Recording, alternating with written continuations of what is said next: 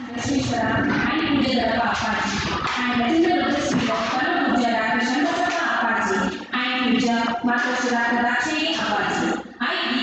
Assistant Professor, Department of Electrical and Electronics Engineering, Faculty of Engineering and Technology, Exclusive for Women, Sharnbasva University. I, Sarvati Medekar, Assistant Professor, Department of Electrical and Electronics Engineering, Faculty of Engineering College of Technology, Exclusive for Women, Sharnbasva University, Kalaburagi. Take a great pleasure in welcoming everybody for the one-day workshop on energy conservation and energy efficiency on the eve of National Energy Conservation Week, organized by Department of Electrical and Electronics Engineering, Faculty of Engineering and Technology, Sharnbasva University, in association with Karnataka Renewable Energy Development Limited, Bangalore. Firstly, I would like to call Pallavi for a prayer talk.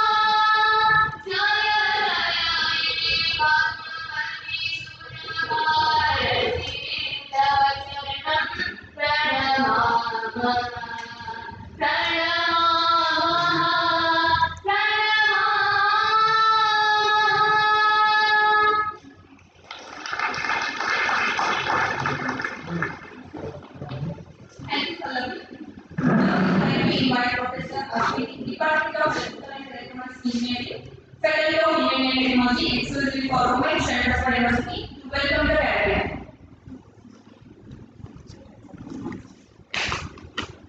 Remembering Lord Sharnbasva and Puja Kalaburagi, and the blessings of Puja Kalaburagi, Dr. Sharnbasva and Puja Maharshi, Dr. Darshan, I take this privilege to welcome you all for the one-day workshop on energy conservation and energy efficiency on the eve of National Energy Conservation Week 2020-21, organized by the Department of Electrical and Electronics Engineering, Sharnbasva University, Kalaburagi, in association with Karnataka Renewable Energy Development Limited, Bangalore. Firstly, I would like to welcome today's chief guest, Shri Sir, Chairman, KITL Bangalore, who could not make for this event due to his other commitments. And I thank Sir for sponsoring the fund to organize today's event. I would also take this opportunity to welcome another chief guest for today's event, Shri Sir, Secretary, Sharnbasva Vidya Sangha, and member BOG, Sharnbasva University, Kalaburagi. Now, I will take this opportunity to welcome Dr. Niranjan Sir, Honorable Vice Chancellor, Sharnbasva University, Kalaburagi, who could not make his presence in this event due to other commitment. I will also take this opportunity to welcome Dr. V. Sir, Honorable Pro Vice Chancellor, Sharnbasva University, Kalaburagi, even who could not make his presence in this event due to other commitments. Now, I will take this privilege to welcome today's guest speaker, Dr. Sir, Associate Professor, Department of Electrical and Electronics Engineering, PDA College of Engineering, Kalaburagi. I welcome you, sir. Now, I take privilege of welcoming our respected registrar, Sharnbasva University, Dr. Anil sir. I welcome you, sir. I would now like to welcome Honorable Dr. Linda Shanti, sir, Registrar, Validation, Sharnbasva University, Kalaburagi. I welcome you, sir. Now, I take the privilege of welcoming Dr. Lam Satyagrama, Principal, Dr. Engineering College, I welcome you, ma'am. Now, I will take this opportunity to welcome our beloved Dean, Sharnbasva University, Dr. Lakshmi Maka Madam. I welcome you, ma'am. Next, I will take this opportunity to welcome Dr. Vasraj Makati, sir, Dean, Sharnbasva University. Now I would like to welcome Shri T. Jivanandan, sir, Head, Department of Journalism, Sharnbasva University. I would also like to welcome the chairpersons, staff members of various faculties and departments. Lastly, I would like to welcome press and media who have come to cover the event. Once again, I welcome you all for the event. Thank you.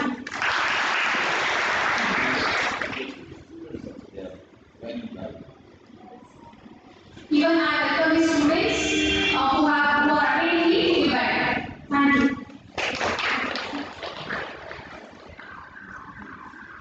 Thank you, ma'am. Light symbolizes brightness and prosperity. It removes the forces of darkness and gives us positivity. In spiritual word, light means light. So, we can also think of light as giving us a new direction in life. With this noble thought, I will request all the dignitaries on the dais to join the lighting of the lamp.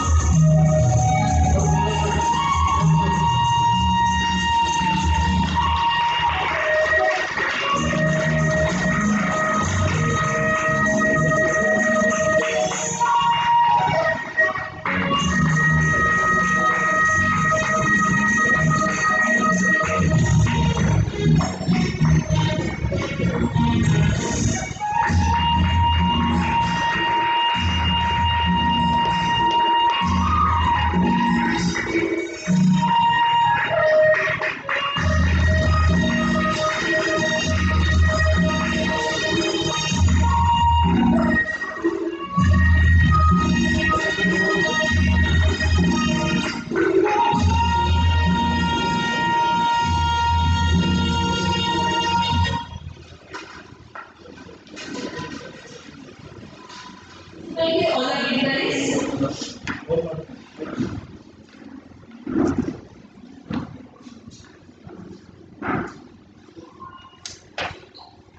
Now, I would like to call upon Professor Amrita to introduce the today's guest speaker, Dr. Sharnbasva, Associate Professor, PDA Engineering College, Kalaburagi.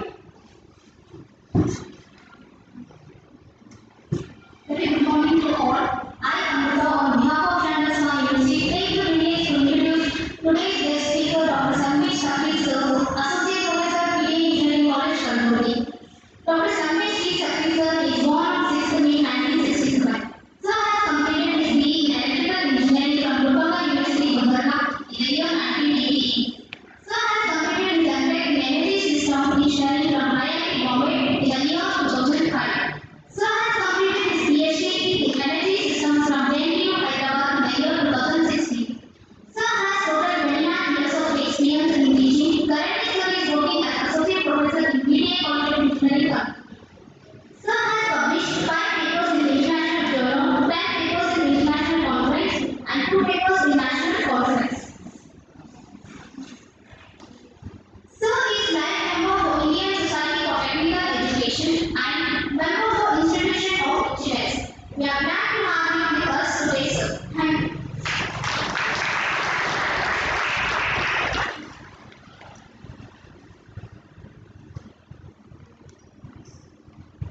Thank you, madam. Now I request Dr. Anil Sir, Registrar, Sharnbasva University, Kalaburagi, to felicitate today's guest speaker, Dr. Sandeep Sakri, Associate Professor, PA Engineering College, Kalaburagi.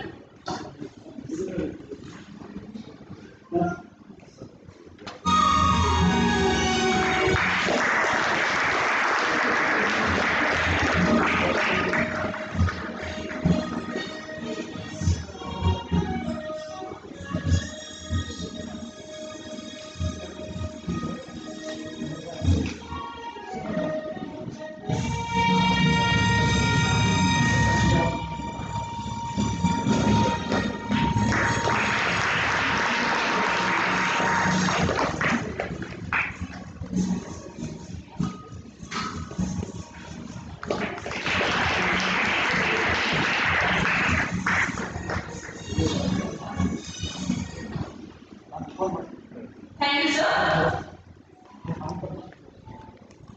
Now I request Professor Shrikumar Jalgi, sir, Chairman, EC Department, FEW, Co-Education, Sharnbasva University, Kalaburagi, to felicitate Dr. Anil Kumar G. Bilwe, Registrar, Sharnbasva University, Kalaburagi.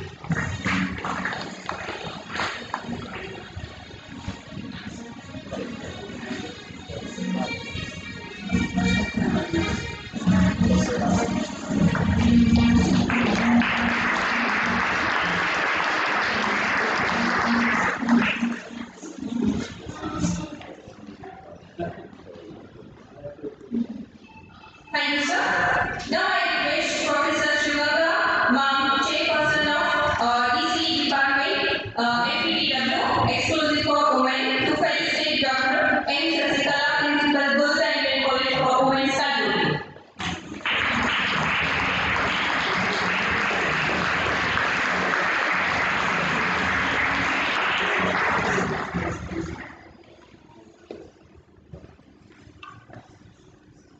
Thank you, ma'am. Now I request Sujata Ballapuri Madam, Chairperson,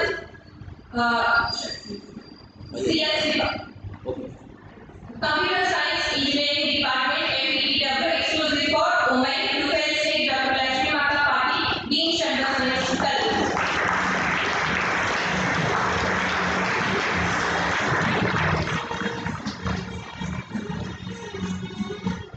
Now I request Professor Jagdish Patil Sir, Electrical Department, Chairman, Electrical Department, FEW, Sharnbasva University, to felicitate P. Vishwan Sir, Department of Journalism.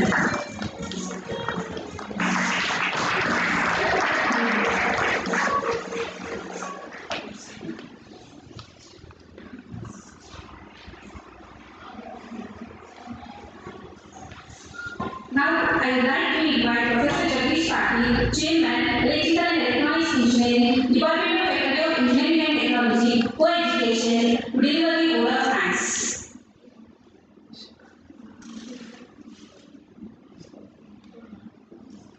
Now I request Dr. Anil Kumar Bilwe, sir, to say a few few words about this workshop.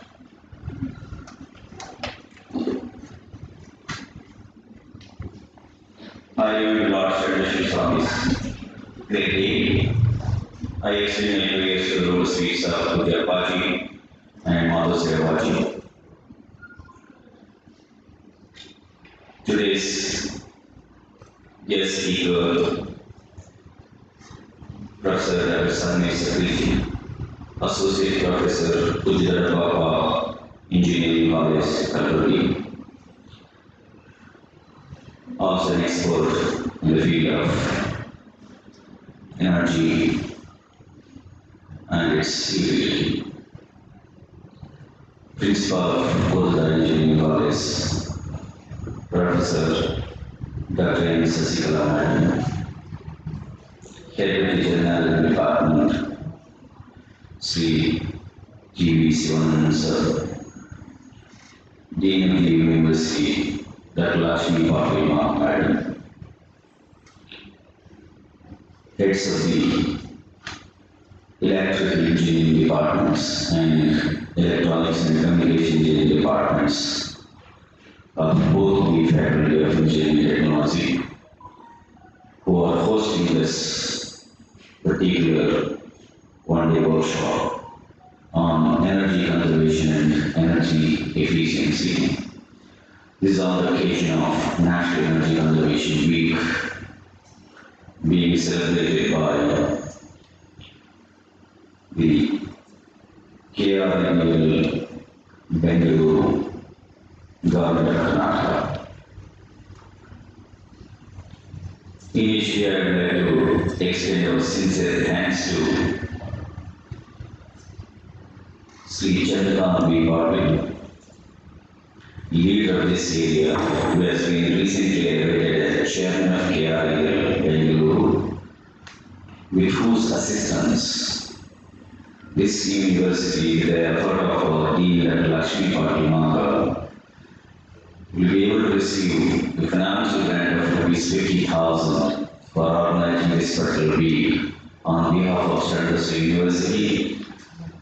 I extend our sincere thanks to the chairman and the entire team of KRNL Bengaluru for the financial support for our cause. Yes, energy plays an important role in the public life. In this modern world, we are doing overall processes with the use of energy. Energy demand is increasing by each passing day. Whatever we are generating is becoming insufficient. Reason, the requirements are increasing by each passing year. Of course, I am not an expert of this particular area, but the expert is available who is going to throw a lot of light on the nuts and bolts of the energy conservation and energy efficiency concepts. But let me make it clear, before we talk on why energy conservation and energy efficiency is important, because there is a huge shortage of energy. It has to be utilized with a due care. We have to avoid various wastages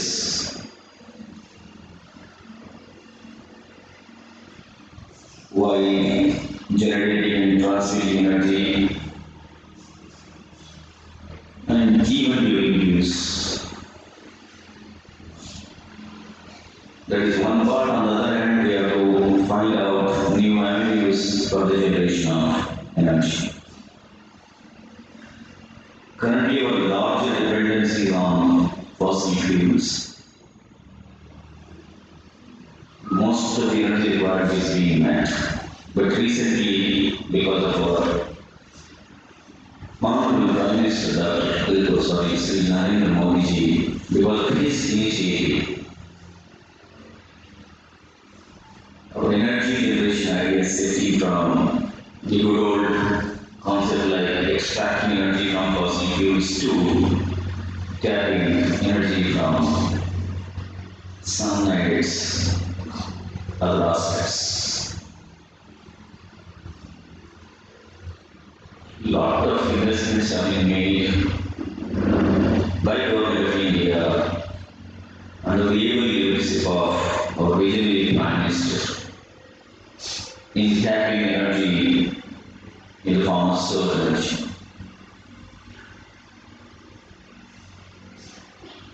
Asia's largest solar energy park is going to come up in the state of Gujarat.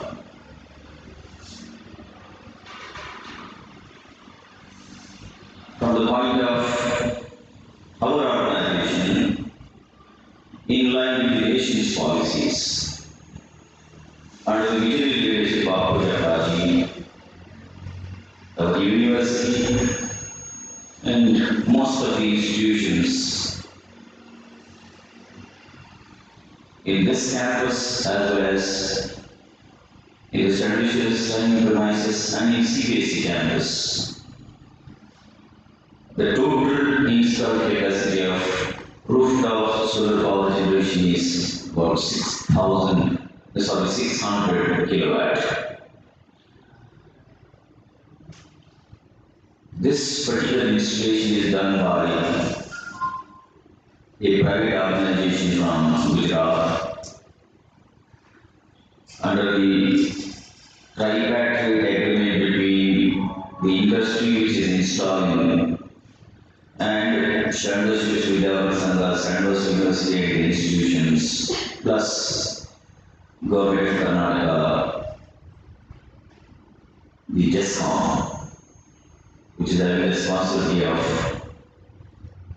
supplying electric energy to this part of Karnataka, that is Gulbarga Electricity Supply Company. Under the agreement between these three, this particular project was realized 2 years back. It is currently in operation. My dear friends, this project is worth more than 2 crores, but as an organization we have not spent even a single rupee on that. Under the agreement, the entire expenses required for the purchase, installation and operation of the solar power plants on the rooftops was carried out by the Ahmedabad-based private organization under the agreement. As a organization, what we have provided is the free space available on the rooftops we have provided, which was free, unproductive, that we have provided. And what benefit we have? The benefit we have is, during the time of agreement, the money what it was going over to the organization in the form of electricity bills was about 7 rupees 20 paisa per unit to just Kalaburagi.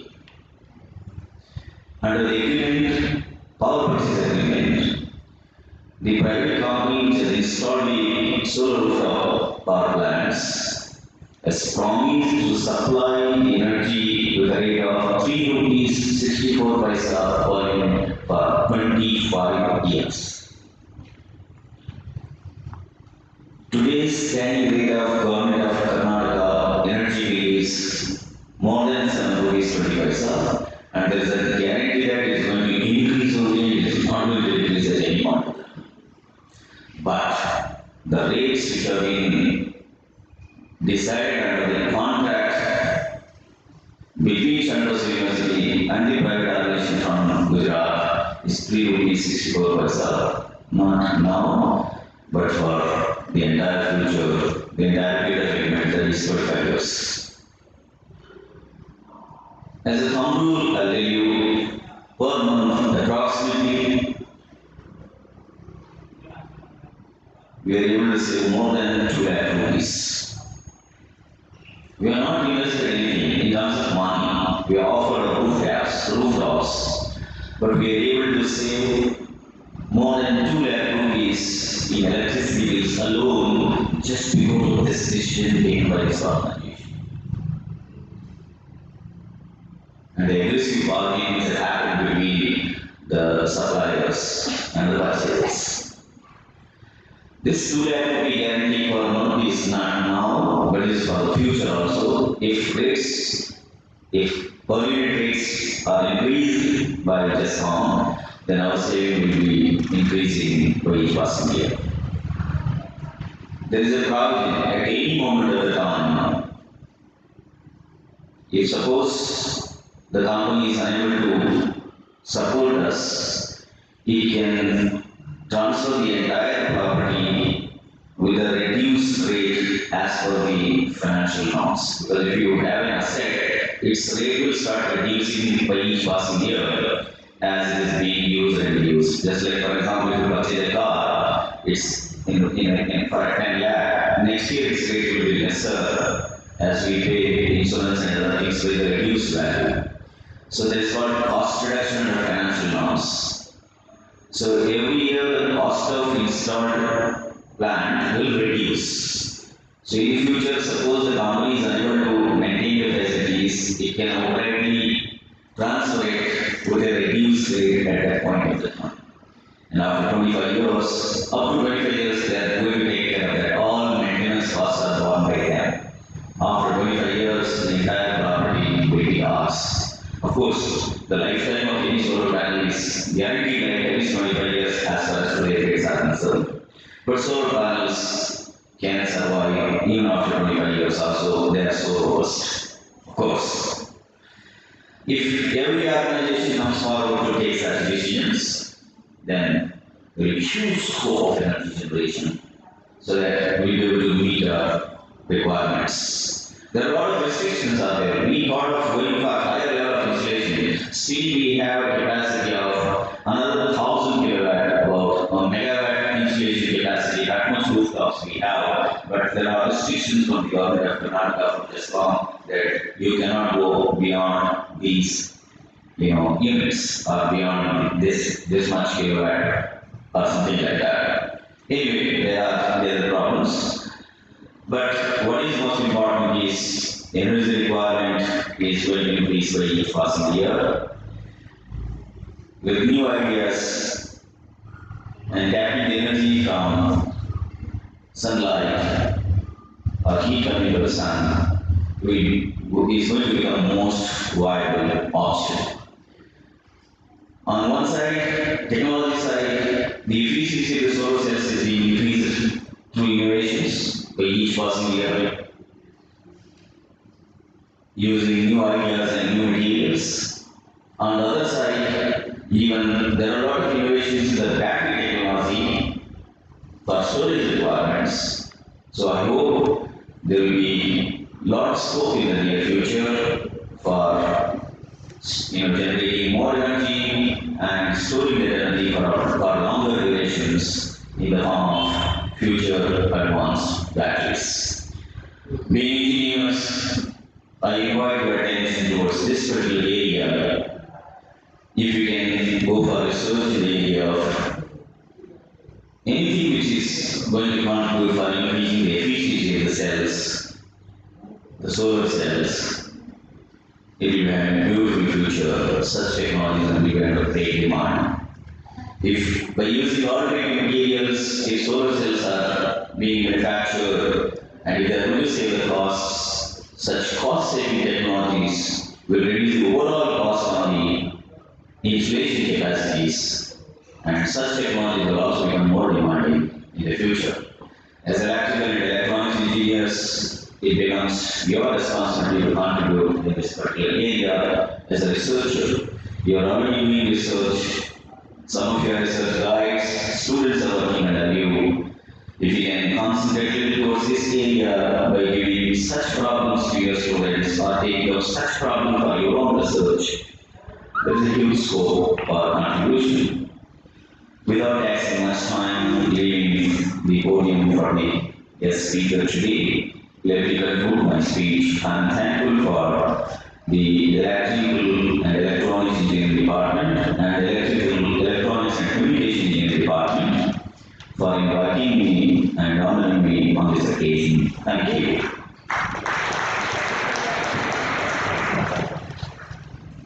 Thank you, sir, for sharing your valuable knowledge on electrical energy conservation and energy efficiency. Now, I would like to invite Professor Jagdish Patil, Chairman, Electrical and Electronics Engineering Department, Academy of Engineering and Technology, Co-Education, to deliver a formal vote of thanks.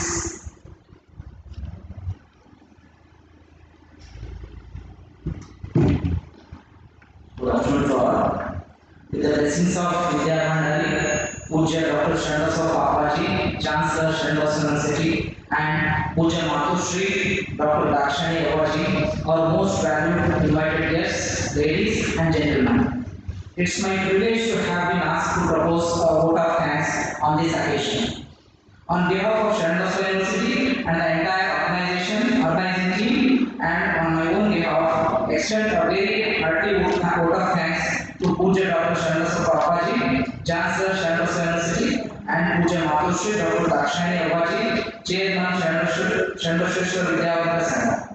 I would like to extend our sincere thanks to Dr. Niranjan Girishi sir, Vice Chancellor Sharnbasva University, for his constant support and providing such a platform. I would also like to express our sincere thanks to Shri Basuraj Deshmukh sir, Secretary Sharnbasva Vidya Sangha, for gracing today's occasion, and I also thank Shri Chandrakant B. Patil, Chairman Federal, Bengaluru, who due to inevitable reason couldn't make to this occasion. I must mention our deep sense of appreciation for Sangesh Sakri sir, who is going to enlighten us with energy conservation and energy efficiency. I'd like to express our sincere thanks to Dr. V.D. Maitri sir, Pro Vice Chancellor, Sharnbasva University, for providing encouragement on energy conservation. I also wish to thank Shri N.S. Devata sir, Pro Vice Chancellor, Sharnbasva University, for his support. I wish to thank Dr. Anil Kumar Dubey sir, Registrar Sharnbasva University, for providing us with his constant support and encouragement for such workshops. I also wish to thank Dr. Lakshmi Maka Patil Madam, Dean, Sharnbasva University, for her constant support. I wish to express our gratitude to Dr. Basuraj Matpati sir, Dean, Sharnbasva University, Kalaburagi. I wish to express my sincere thanks to Dr. Shishkala Madam for her constant support in conducting this workshop. I also express my thanks to all deans, chairpersons of various faculties, Sharnbasva University, for their enormous cooperation in the organization of this event. And also I would like to extend my sincere thanks to TV Shivanand sir. I would like to thank the press and media for their constant coverage. I wish to express our gratitude towards the organizing team for their effort in making this workshop successful. Finally, I would like to thank all my colleague participants. Thank you one and all. Now I request today's resource person, Dr. Sangesh Sakri sir, to continue the session. Please.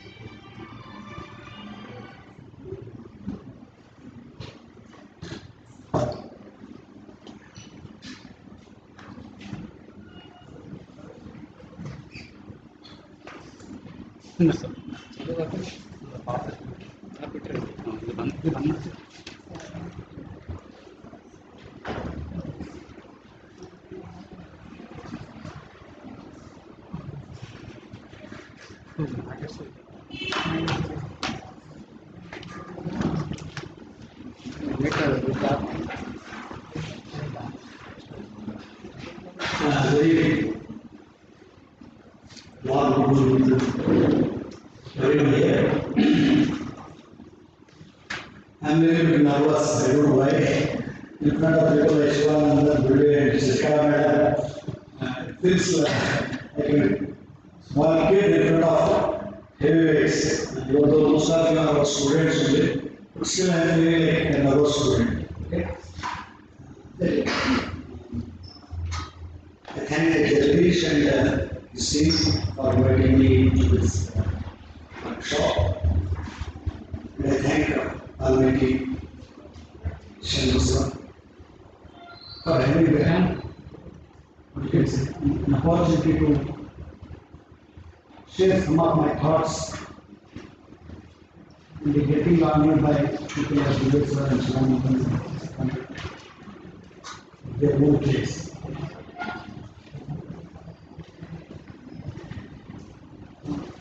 Like I was said, Energy Conservation Day, Energy Conservation Week is being organized and conducted all over India from starting December 14 since many years. So when we had a person like Chandrakant Patil who has become the chairman of Karnataka Development Limited, Karnataka,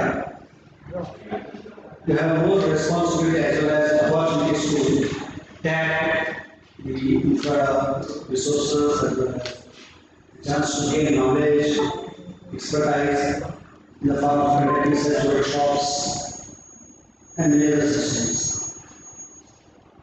So on this occasion, I have shared on the PPT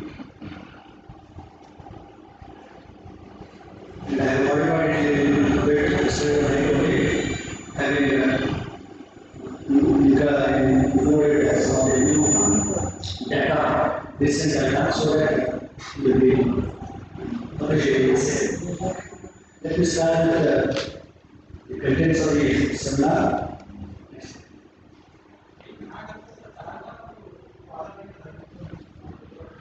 We'll see what this energy conservation day is, why this has announced, where it has started, and what we are supposed to do.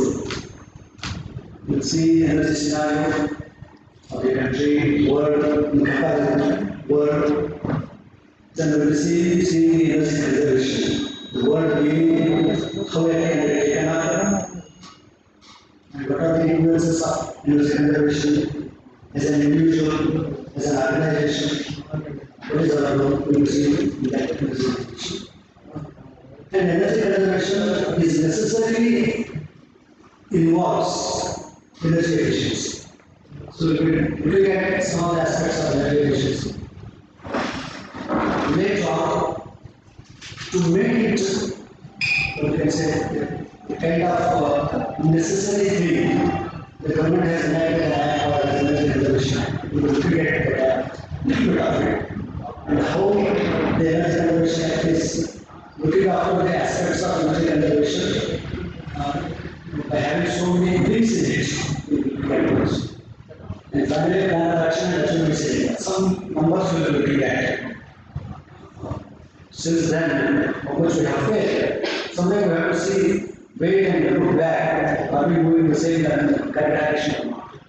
So that we will have some numbers over there and we will ask it. Right? As you can see, the energy conservation day is observed, celebrated on 14th December every year in India. Typically, this involves national awareness campaign by the Ministry of Power to facilitate the process of energy conservation. This has been taken up by the Ministry of Power Government of India to spread the message of importance of conserving energy in every walk of life. Earlier, Also, Professor was saying that energy is an important component. In fact, life cannot survive or move without energy. So that is the thing. So we need to see the importance of conserving energy in every walks of life. Celebrating using a theme for every year, keeping in mind some goals and objectives to make it more effective. See, already we have seen, like, when we are students, we should see the performance of previous year, who should be performing it next year. So, in that way, things were selected and is conducted every year. Some of the goals are promoting the way of process of energy conservation by organizing events such as energy working discussions and conferences, debates, workshops, competitions, etc. So that more people will be involved, more people will be made aware of it. And as you know, to spread the messages, children are the best messengers. So we typically, not in the earlier years, the trust was given to conduct such workshops or such competitions in the schools only. But as it is a pandemic year, the focus is shifted to colleges. College also involves students who are the ambassadors for their conservation activities and promote people for less energy usage by eliminating the excessive and wasteful uses. So, we will be knowing where we are wasting our energy or excess energy is used. If you look at your day-to-day affairs, we do use energy for all our requirements, and we do sometimes excessive energy, and sometimes we waste energy. So those things are to be looked at, and the conservation techniques have to be developed to reduce those things.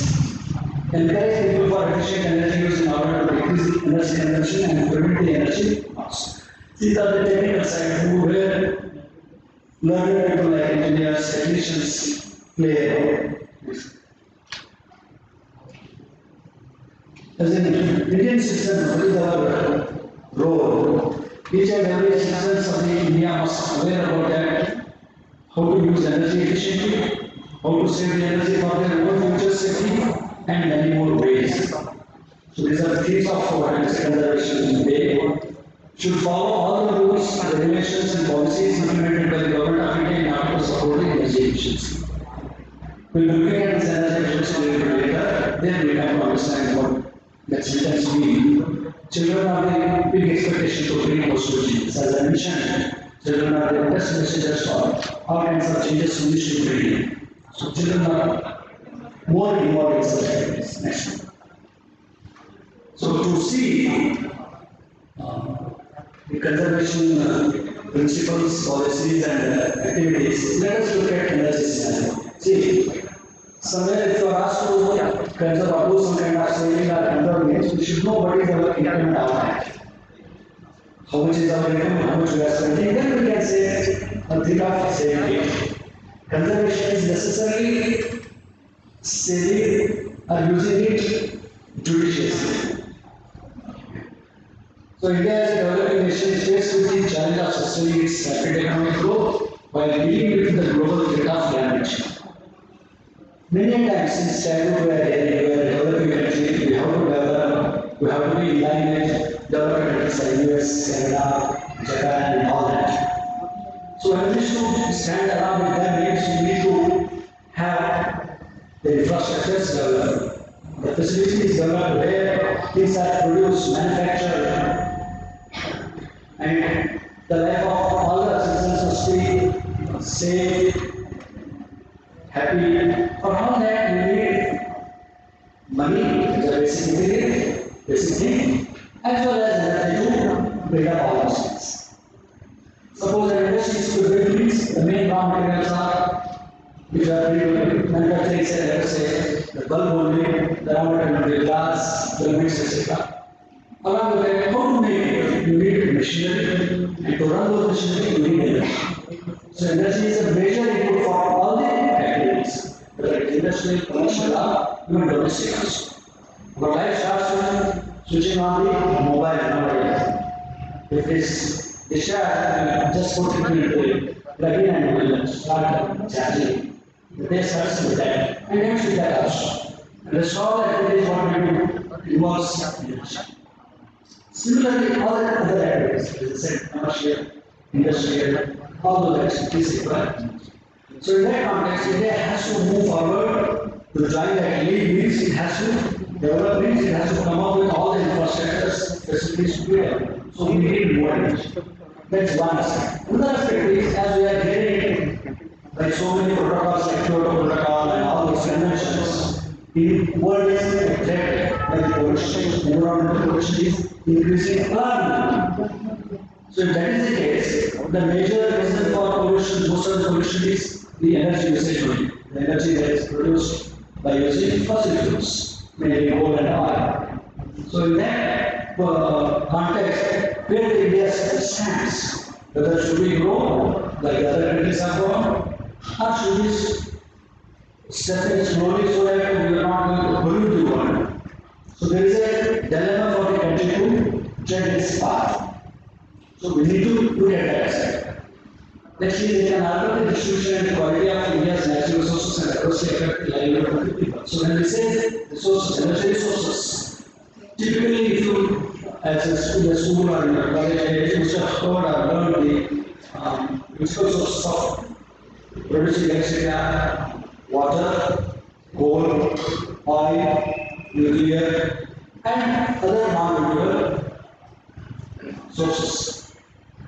So when you want to build up a power plant, let us say coal power plant, we need coal, and coal comes from the heart of the earth. And India is having a very well reserve of coal. And if you want to think of building a hydropower plant, you need to store water, you need to build a dam, you are crossing a river, store water. So in all such activities, we need land.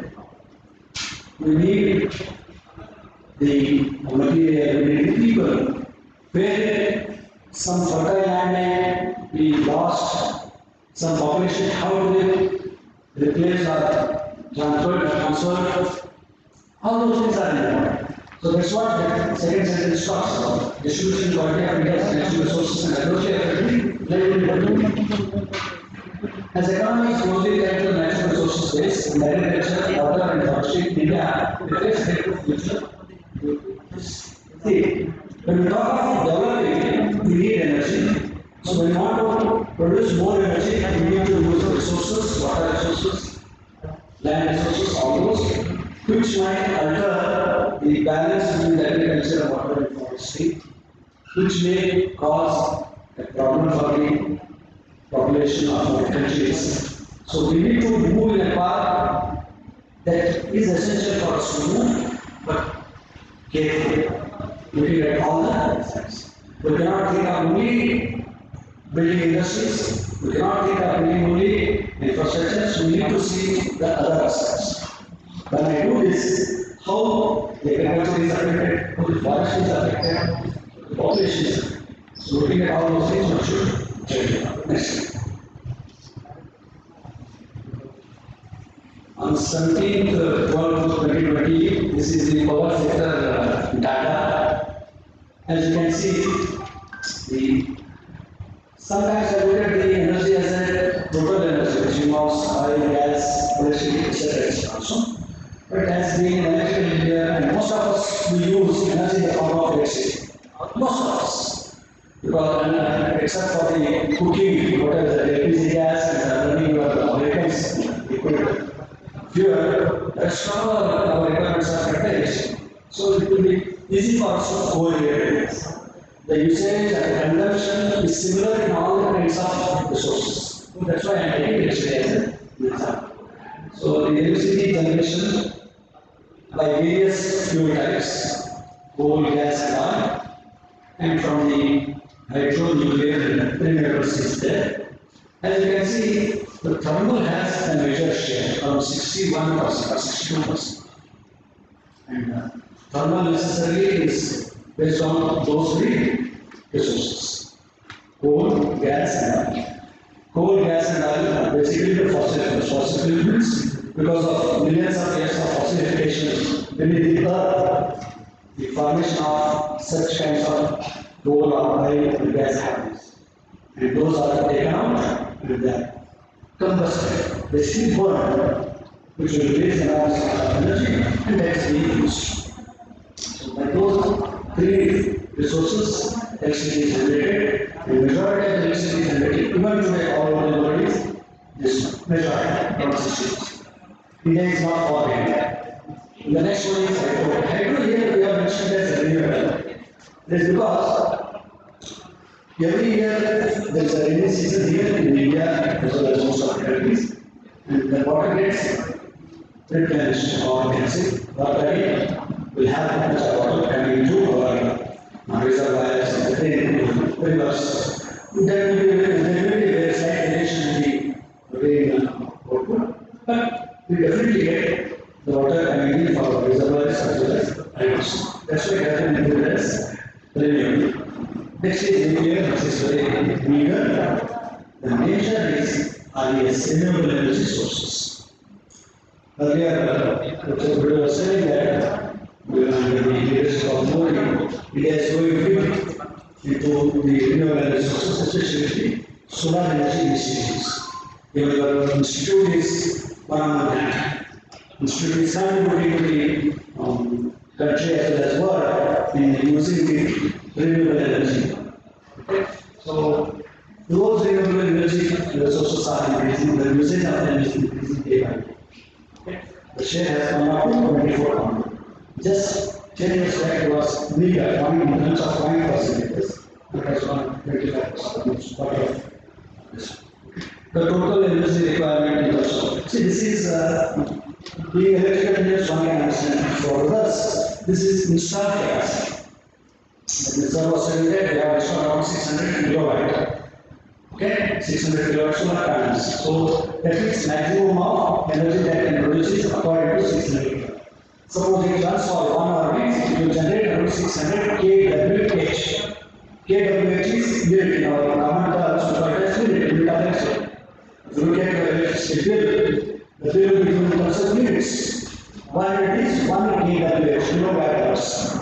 So once this your 600 kilowatt power plant generates completely units, if it generates for 1 hour units, it will be generating 600 units. So generally, the generation is around 5 to 6 hours. That way you can calculate the integration rate, that way you can come out with how much output is coming. Okay. So these are the installed capacities. The major problem with electricity is electricity cannot be stored. The major problem. So as it is generated, it has to be used. You cannot keep it in the shelf and use it next day. There are some means of storing it which are very small in capacity, which are yet to be developed into a bigger scales. Okay. So, depending upon the demand, the generation takes place, and that way it is consumed. Unfortunately, in India, the demand is high, and the generation capacity is less than the demand. So, there is always a gap between supply and demand. Earlier, some few years ago, used to have something called as load shedding. They used to remove the load is shed, removed, so that others are satisfied.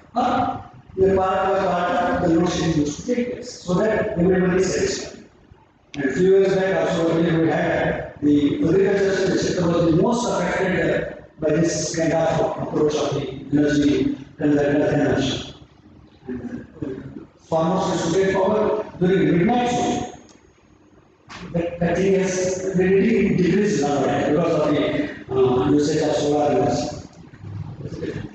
So those are the short capacities. Still we are short of our requirement. You can see the sector-wise share. State sector is 25%, 27%. The private sector number is increasing there. This is called because of the Electricity Act. What we call it as restructuring of the power system, where open access is given to everyone. Everyone, see, the electricity sector has been made as competitive. And similarly, our sector will take the sector. People like Sharnbasva and others can understand when we used to have a telephone 25 years back, we used to wait for years to be able to get a telephone connection. Now it's a fraction of a second. Just wait outside your road, outside your campus, you'll get one person coming to you and asking you, do you want a SIM or something like that?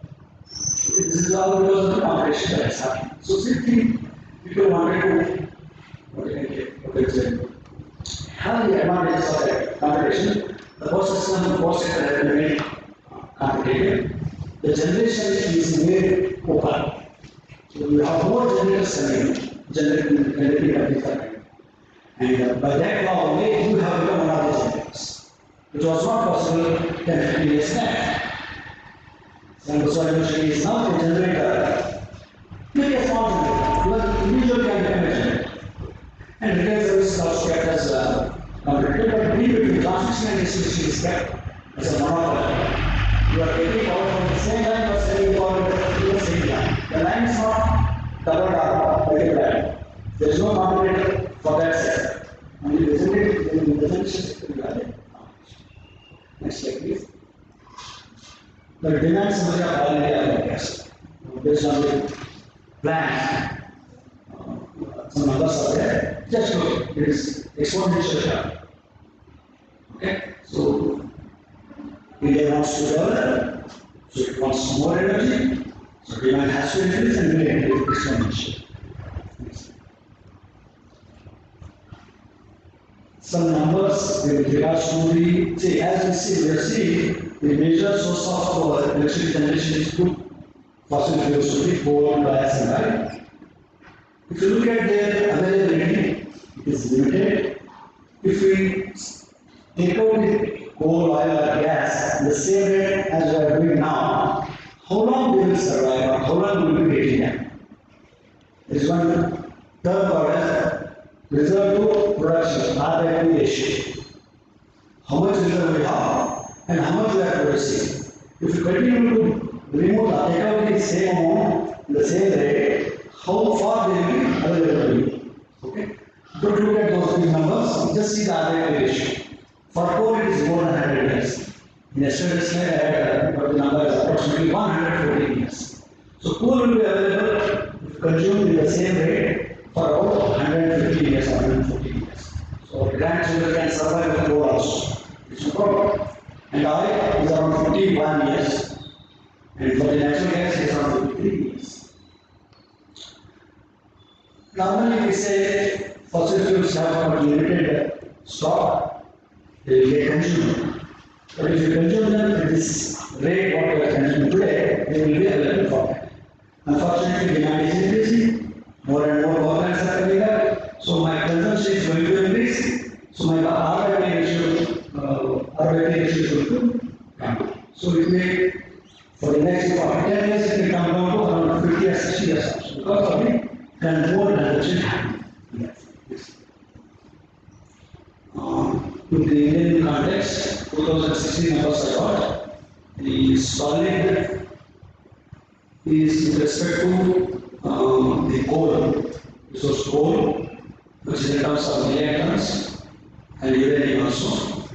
Gas is in billion cubic meters and hydrogen, trillion watt hours per minute. That means that much of power they will generate. See, what happens is the sources have got different states. One is a liquid, one is a solid, one is a gaseous state. So it is difficult to correlate. So normally correlation is done based on the basic denomination with which we are going to use them. The basic denomination with which we are going to use them is electricity. So if I can use a kg of coal, how much electricity I can produce? If I can use 1 cubic meter of gas, how much electricity I can use? That way they are connected. Next slide, please. And this is the fossil fuel consumption. Just now we said R/P ratio, how much we are consuming? Just US 2018. So coal, oil, gas are consumed in that ratio. 34,000 was the world's consumption. We have also 5,000 roughly like that. And Most of the environmental people, I remember as a student we have heard of when we consume or when we combustion coal or gas or oil, CO2 is emitted. How much CO2 is emitted by these fuels, usage of these fuels? World has emitted 14.68 billion tons in 2018, and India has emitted 1.71 billion.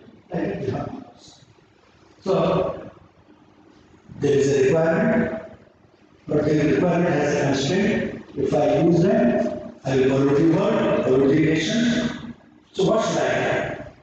Because I cannot stop thinking of growing. I need to grow, I need to develop. But the grow needs energy. Energy necessary comes from the things like pollutants. How I have to balance. Next. These are some per capita emissions country-wise.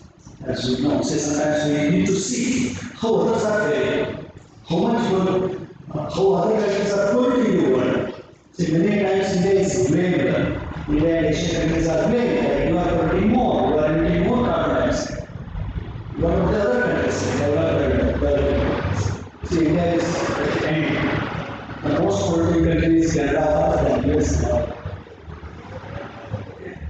Just to give you some idea, earlier the production used to happen in most of the countries, US, Japan, and other places.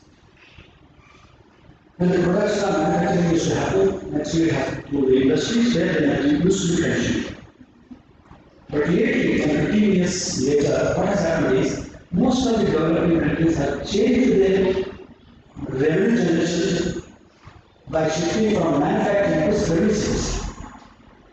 Most of the software companies are working in US, Canada, Japan, and all those places. And manufacturing has shifted to Asian countries, mostly China. Then the other countries, Vietnam, Cambodia, Korea, and all those countries. In India, we have more countries coming in to producing their products. There is a so that's the cause of which we have more pollution happening compared to other countries. But still look at the number, they are still consuming more energy, they are still more polluting. Means their consumption of energy is not up to the requirement of their requirement. They may be consuming more, but they may be wasting more. Their lifestyle is causing more energy consumption. So this is the point we will look at.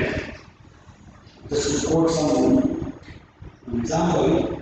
I have visited Japan as well as US some conference paper, conference. I used to see even they also the street lights are. But if it happens in India, we suddenly go there and there is a switch to switch off. No one tries there to switch off. And there used to be so much of light. The nights out and the nights used to look like brighter than days. So there is one way can say exorbitant usage of energy. Next. Some graphical representation how pollution, consumption of energy, pollution affects etc. Sources are lighting, agriculture, fire, industry. These are pollution causing sources. Then you have effects, runoff, estuaries will get affected, and also groundwater is affected. So just a graphical. And other effects of pollution. So why I am stressing upon this is India is short of energy, and if you consume more energy, what is the effect that is going to happen? So we need energy at one point, and we have to consume or produce energy. But if I produce energy and if I consume energy, this is what that is going to happen. What should be my solution? All coal, oil, gas, and other nuclear plants, they are going to get exhausted one day. Maybe not in my lifetime, maybe in my grandchildren's lifetime, they get exhausted. What is the next thing if that happens? Increasing environmental concerns, pollution, damage to the environment, global warming, and I cannot survive without energy. But if I do it, I will have cost. What should be my solution? There are two solutions possible. One is a long-term one. Search for new and renewable energy sources. What we are doing today. Thanks to government policies and other people's interests. We are doing it. Search for new and renewable energy sources. Renewable energy sources, they get renewed maybe in a day, maybe in months, maybe in years. Day-to-day renewable energy are the solar energy and its derivatives. Months, biomass and other things. Years, maybe water, rainy season, when rainy season comes, we get more water. Like the other one is the short term, and which is a continual one. We cannot, we need to continue with that. That's no business. Many times in our life, we have come across situations where we need to spend money and we need to save money also. If that is the case, we draw a line between those two and take a path, midway path. Where I will be spending and I will be saving also. That's what the conservation effect is. That's what I said. India is required to reduce its per capita GHG greenhouse gases, CO2, etc. And limited below that of the countries even as the customers. Developing outcomes. Even all over the world, the financial institutions, the major players of the world, they force us to reduce the energy consumption as well as to reduce the pollution. In that context, we have a pressure on them, on us, and we have to see that also. Then, this energy conservation, what we are going to look at later on, provides legal mandate to implement energy efficiency measures through institutional mechanism of Bureau of Energy Efficiency and the designated agencies. So, 20 years back, there was no law in India with regards to energy conservation. Luckily, we Indians had a habit of saying, we were conservationists since ages. But I don't know whether you have heard of this or not. I have heard. When I started drinking milk, my mother used to tell that in this bottle, only your dad has, and my grandmother used to tell that dad has time to using this water. When I played with some of my playing items, she used to tell that, so the item which your father has played. Even in your house also, grandmothers generally say, your father has played with that, use that. So conservation was in our blood. Lately we have to replace it and we are using now, use and throw bodies. There is a reason for it also. We cannot go away with use and throw also. We think it is the day, it is available. We'll see that later. But whatever may be the case, we Indians are conservationists in nature. So, but industries, commercial establishments, we are not conservationists. So we have to make use conservation methods. So there was a need of an act, a regulation, which mandated conservation has to be done. So electricity, so energy conservation act fulfill all that kind of things required for conservation. Then we said more about energy conservation. What is energy conservation? Actually mean when we start using the cultivating it. It refers to efforts made to reduce energy consumption. Finally, the conservation is to reduce energy consumption. How do you read that matters? Many times I tell my students, conservation doesn't mean sitting in dark. Many times people say, so switch off the lights and save energy something. It is not like that. Conservation doesn't mean sitting in dark. See the next one. Energy conservation can be achieved through increased efficient energy use. Instead of incandescent bulb, use a CFL, nowadays LED. A consumption reduces by 50% or 70%. But I am happy with whatever the light is available, comfortable.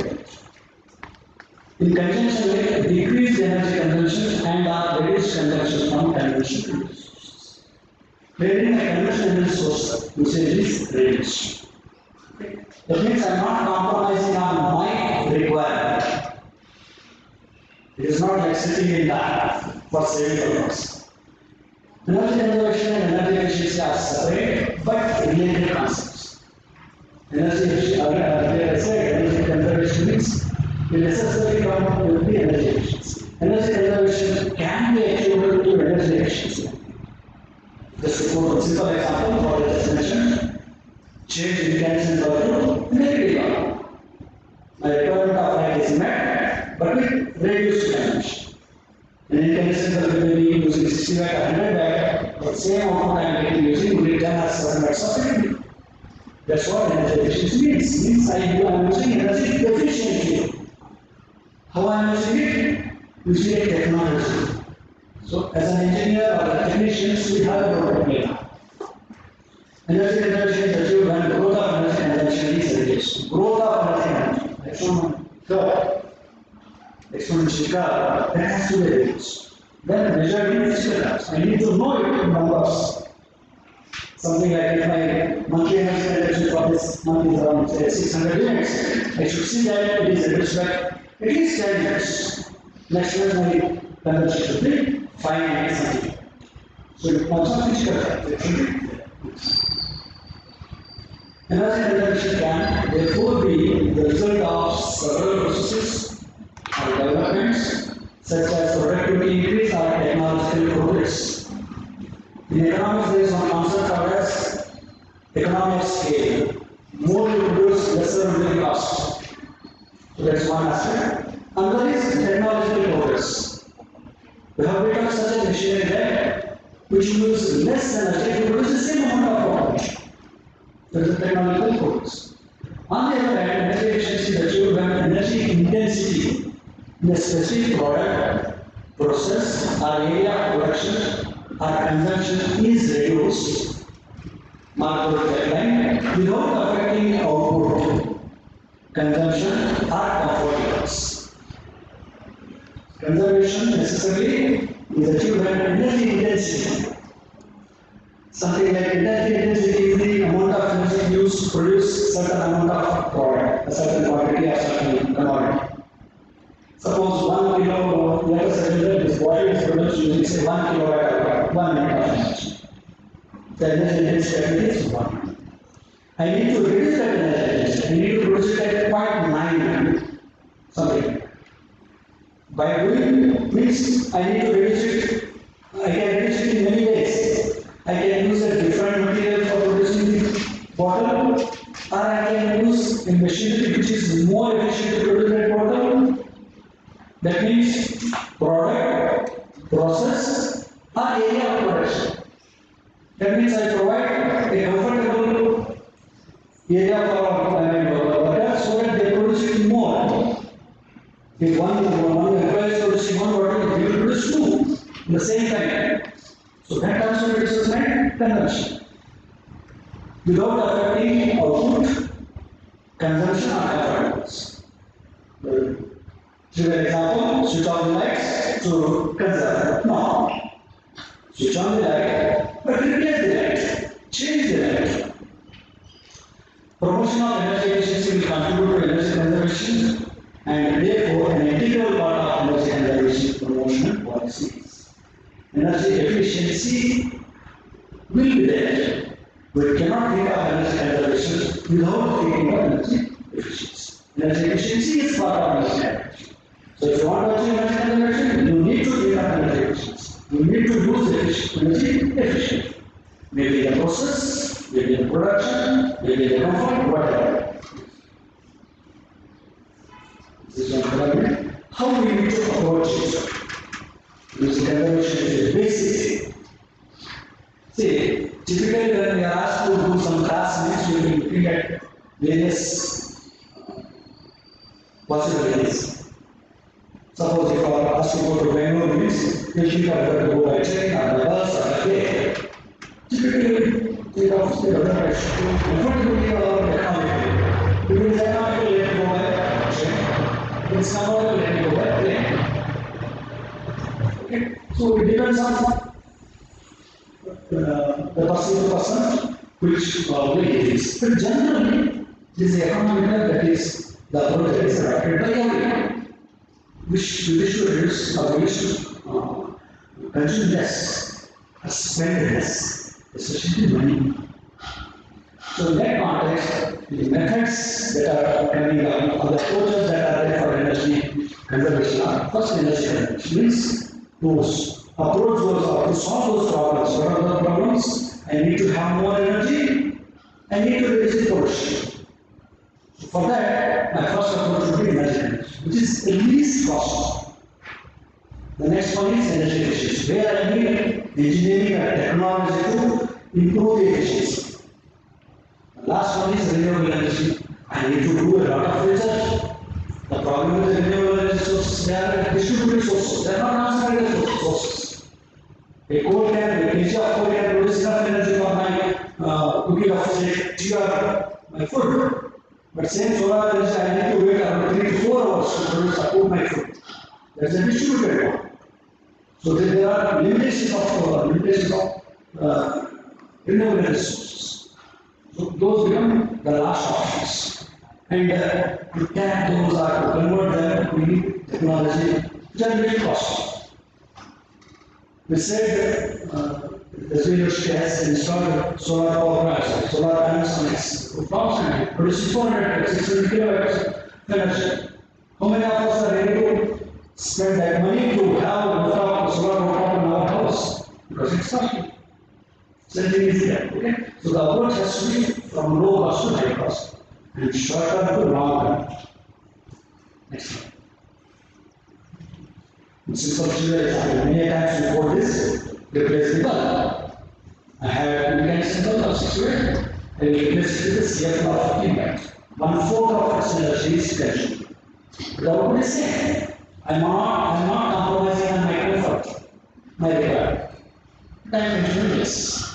This is possible because of the technology, energy efficiency, not by changing my habits.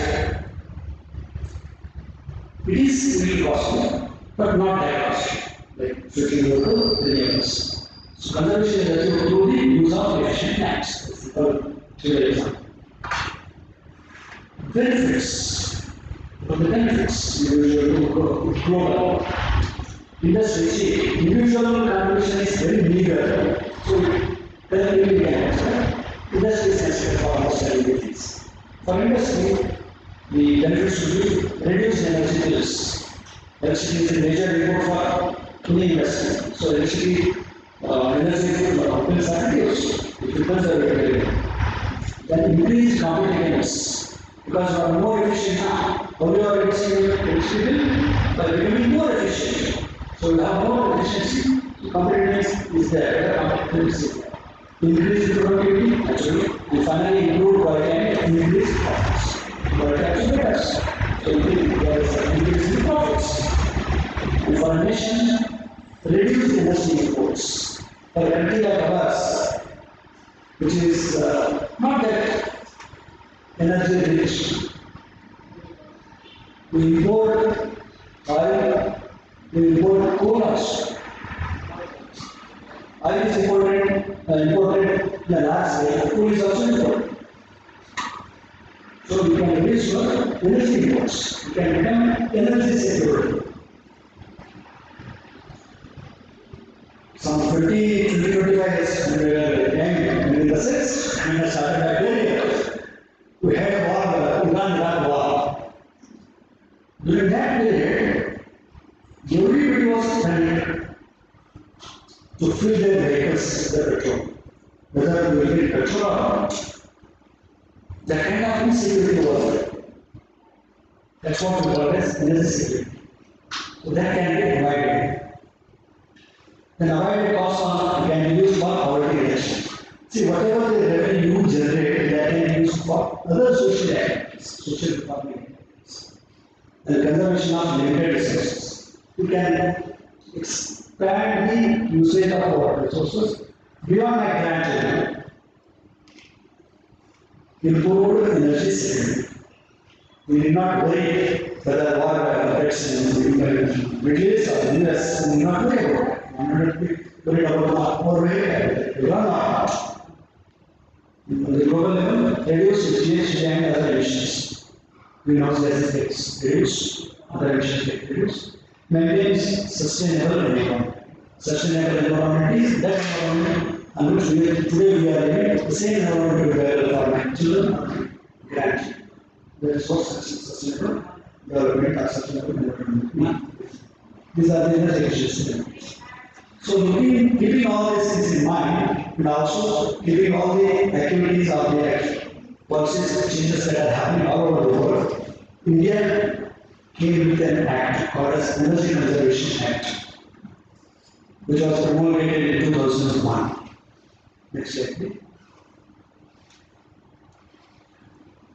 In the background of high energy saving potential and its benefits, bridging the gap between demand and supply, reducing environmental emissions through energy saving. These are the more major points which made us to able to come up with the Energy Conservation Act. Act provides a much needed legal framework and institutional alignment for embarking on an energy efficiency. So suppose it's something like if it is not teaching, why should I do it? See, many times you have seen this. When the class is over, most students just off the lab, light our lab, fans. But it's the same thing they won't do it at home.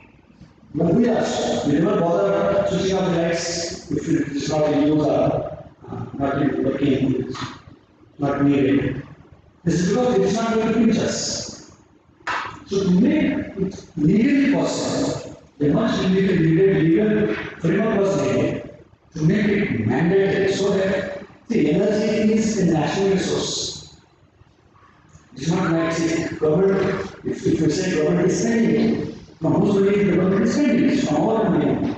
If someone is wasting it, it is waste of our which is fuel as well as my money. So there needs to be a legal framework for that. This is there. And how one should do that, or how one should take that. So institutional arrangements are also made. We have to see that whether the person is taking a conservation activities or not. And if at all he wants to do some energy efficient production or something like that, there should be some kind of help, support, or assistance.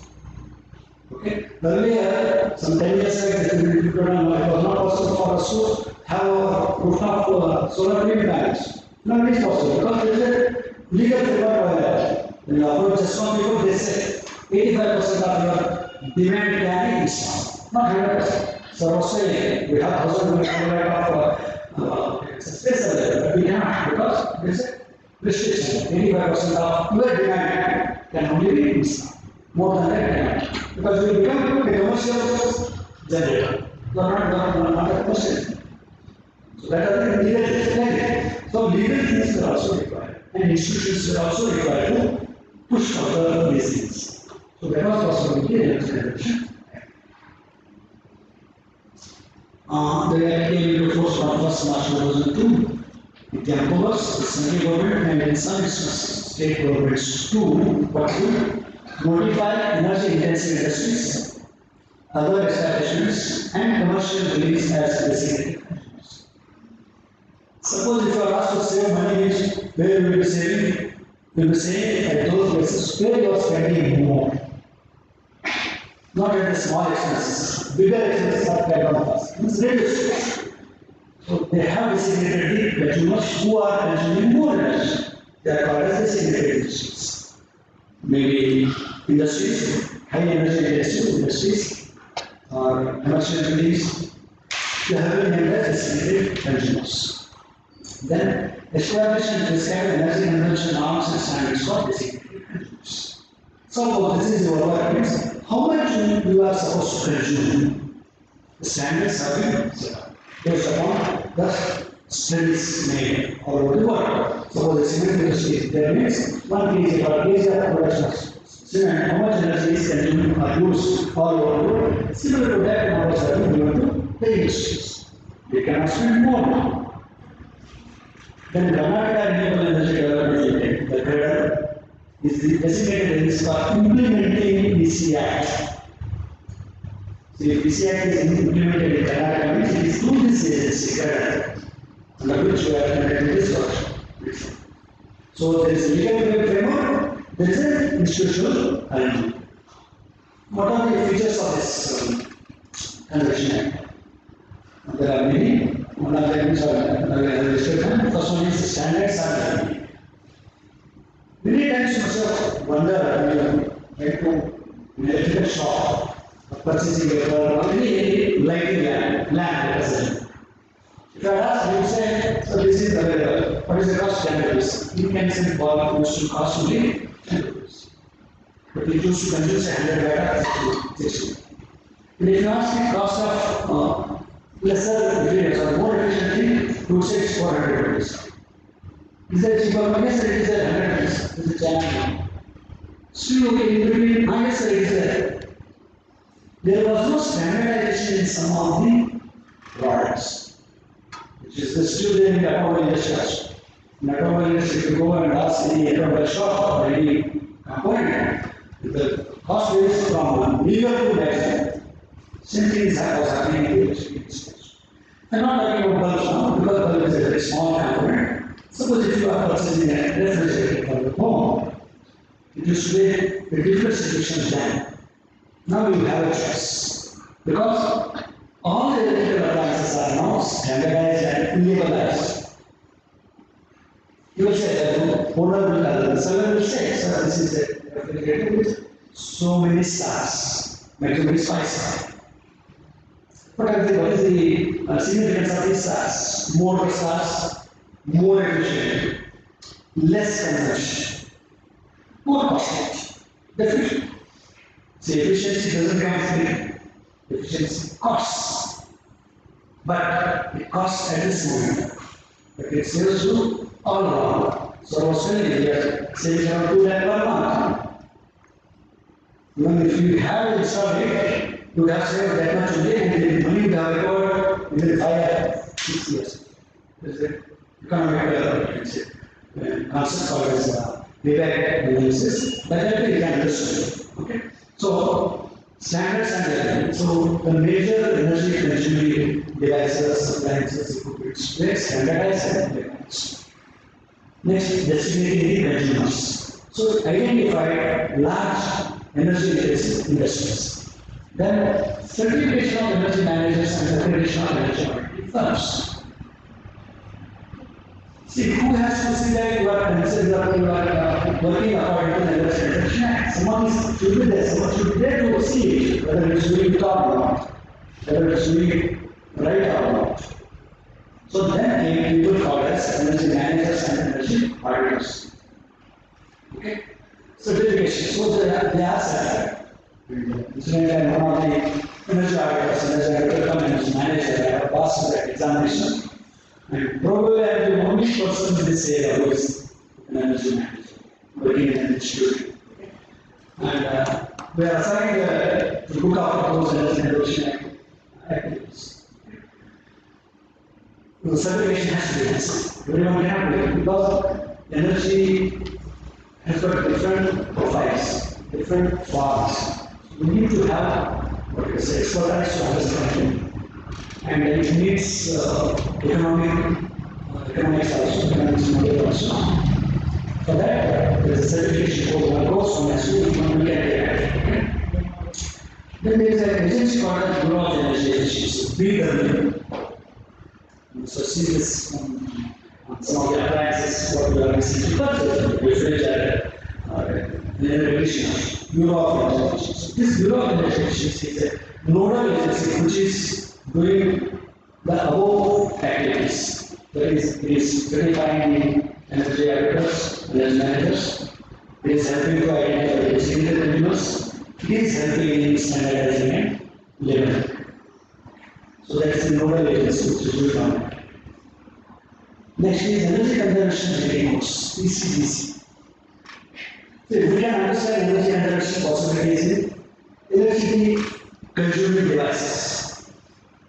Many of us do not know energy consumption or more energy consumption happens in building sites. So there are two ways of understanding this. One is by constructing the building, you are using materials which are more energy intensive. One aspect.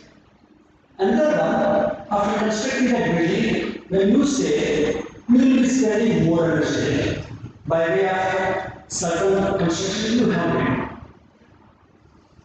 A simple, very silly example I can quote is, nowadays whatever commercial building that comes up will have a glass covering outside. You must have seen a shiny glass sheet outside. Most of the buildings, which is what I can say is a foolish thing that happens in region like ours, where the climate is hot and dry and hot. The reason is it acts as a greenhouse gas producing engine. Maybe you are aware of how greenhouse, why is greenhouse? The word greenhouse came into existence. Greenhouse gases are greenhouse is nothing but a house, a transparent house. Maybe you can assume that there's a glass container kept in the sunlight. Now, we do this experiment also. Keep a glassy container in the environment. After some time, you open it and see that the environment inside is more warmer than the outside. It is because the radiation that passes through the glass enters that area. Certain glass of radiation gets absorbed by the soil, reflected, certain goes out of the glass also. A certain radiation, which is called infrared radiation, gets trapped inside. That causes the warming of greenhouse basically came because of this. To produce vegetables, fruits in the cold regions. So the same concept is, same theory is employed here because we have environment around our surface. There is a ozone layer and all that. So what happens when the radiation enters the atmosphere?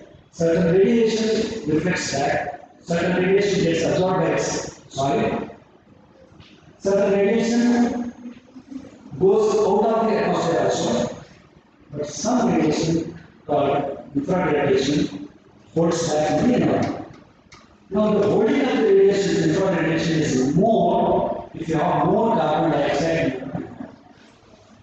That's why carbon dioxide is called as greenhouse gas, because it attracts the radiation in the atmosphere.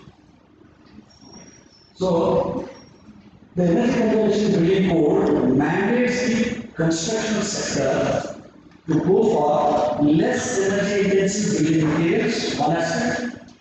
Another, the construction of the building in such a way that more of passive methods are employed to keep it set in this area cool, because organic climate, we need a cooler environment in the house or warm in places where temperature is lower.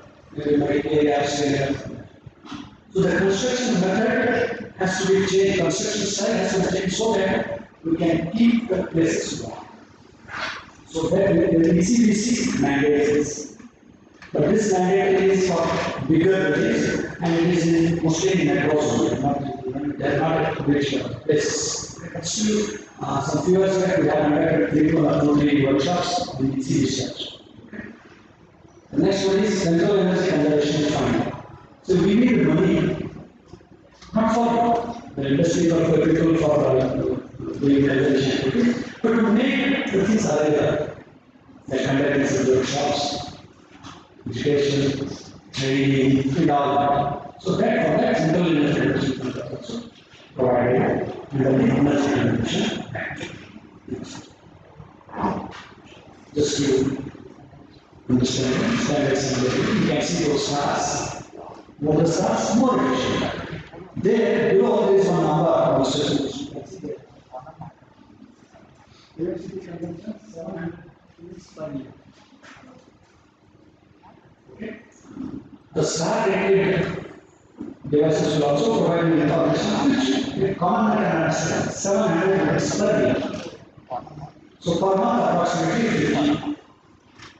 So this device if I use, it will consume 50 units per month. So I can understand per day 2 units something like that. Okay? And another thing, this is not a static thing. Like technology develops, better engineers come, they produce more efficient things. Okay? Again, the standards get changed. Earlier, which were having 5-star, they become 3-star after 2 years. Because there is more efficient device available, which is saving more than the 5-star, than 5-star. So it has become 3-star. It is a continuous process. Every 5 years or 10 years, depending on the devices, the standards are changed. Okay?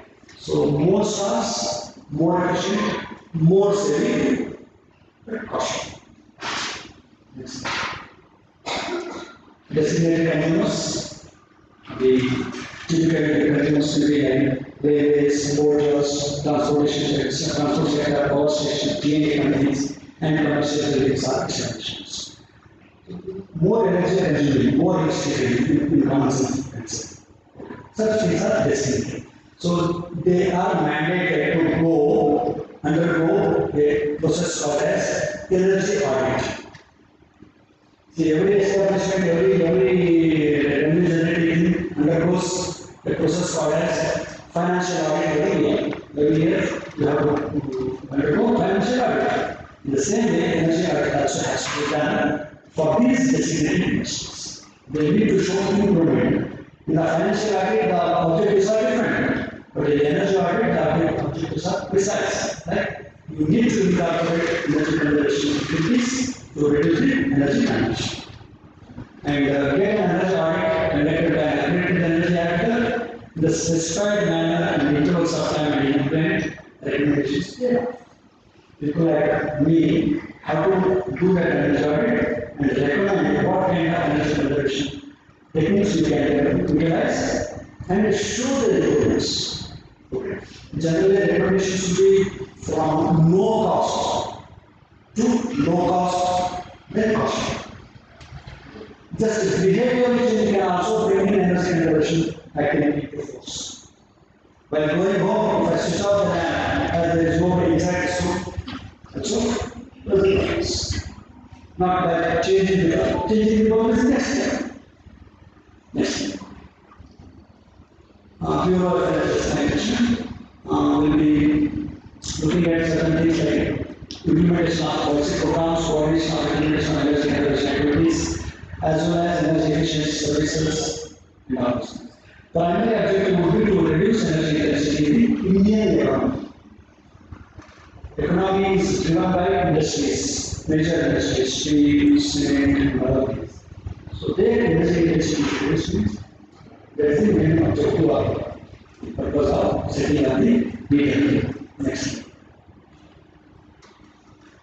Large for processes and see it comes up with all the institutional and organizational setups for conducting the energy activities. So we will go through large for processes and energy consumption standards. Like I was just telling you, that's 1 kg of cement is to produce this much of energy. So that has to be implemented by all the energy sources, cement industries. Such norms have to be developed. And such norms have to be modified or improved over the period by understanding the technologies involved, improvement in the efficiency also. Minimum energy consumption standards and labeling design for equipment and appliances, standards and labeling, these are by far. Okay. Then specific energy conservation vehicles, CCDC, recommended central government for notifying any user or class of user of energy as basic. See, more number of commercial things are coming up, or other kind of consumers are coming things, you need to identify them as designated entities. Now, Sharnbasva University has become an institution serving university. So we can be called as a designated consumer because we are coming under one umbrella. So the consumption is instead of hundreds of thousands of units, you will go into lakhs of units because you are coming under one. So if you are in the same campus, then you will be tired. But as you are spread out in many campuses, you are take necessary measures to create awareness and disseminate information for efficient use of energy and its conservation. So now and then research activities have to be taken up so that more efficient techniques are to be inculcated so that energy efficiency can be increased and energy consumption can be reduced.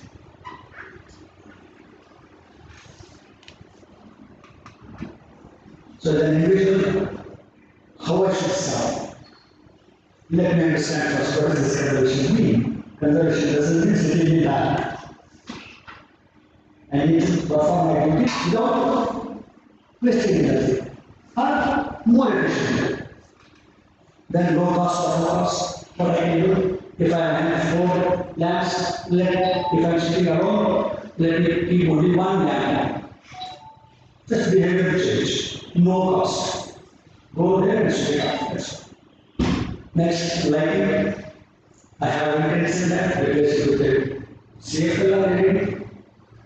I have a tube light, go for LED. If it is a small room, go for small LED. Then AC is for the users of air conditioners. Air conditioning happens efficiently when it is a closed environment. If there is a small leakage also, it will cost you more. So air saving has to be mentioned for users of air conditioners. Then appliances. If it is possible to change the appliances, go for started appliances. Okay. If you are planning to go for a new appliances, see that you are purchasing it. Most of it. See, many times people used to ask us, which star rated should be beneficial? Typically, this was asked for this number of things, so which star rated is what should purchase? See, for a region like ours, hot and dry climate, the use of this happens mostly in summer. Summer is typically 3 to 4 months period. Okay, so in a year I am using only for 4 months, maximum 4 months AC. In that case, it is not a continuous usage of appliance. And if you are going for a 5-star rated, it costs you almost double the price of what the 3-star rated you could get. So if that is the case, if your usage is not 24 hours or 65 days, go for a lesser rating. If it is period like 3-4 months only, better to stop at 3-star. Don't go for 5-star. If you are using it for 365 days, definitely you should go for 5-star. See, more the consumption, more the saving. Less the consumption, lesser the saving, but the cost you are spending will be more on the equipment as your usage is reduced. Even that can also be improved by way of properly using it. Many times if you are doing it, you run it for 4 hours, up to 10 or 12, then you switch it off, and you run the fan. That's also a way of conserving. There are various methods one can develop, not only using efficient devices. When an individual can come up with their own kind of conservation. Next, insulating and ventilation, again with respect to heating and cooling.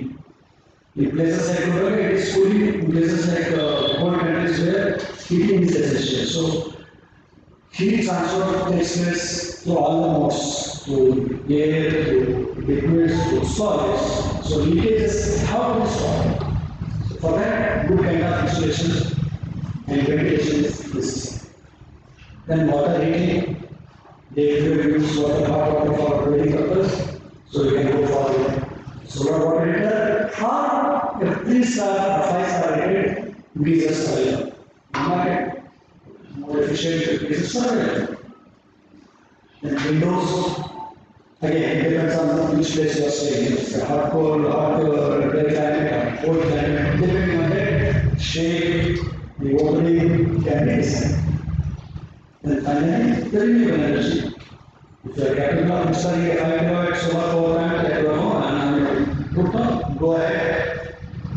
3 lakhs, 5 lakhs, but around 1 lakh is the cost you can think of it. Next. For common man, the Bureau of Energy Efficiency has listed these tips. Turn on the lights when you are in the living room or the living set. When you are done using your television, radio or computer, turn it off. Normally we fail to do it, especially with computers. TV we do, the radio we do. The computer normally do not do it. At least you keep it in a sleep mode.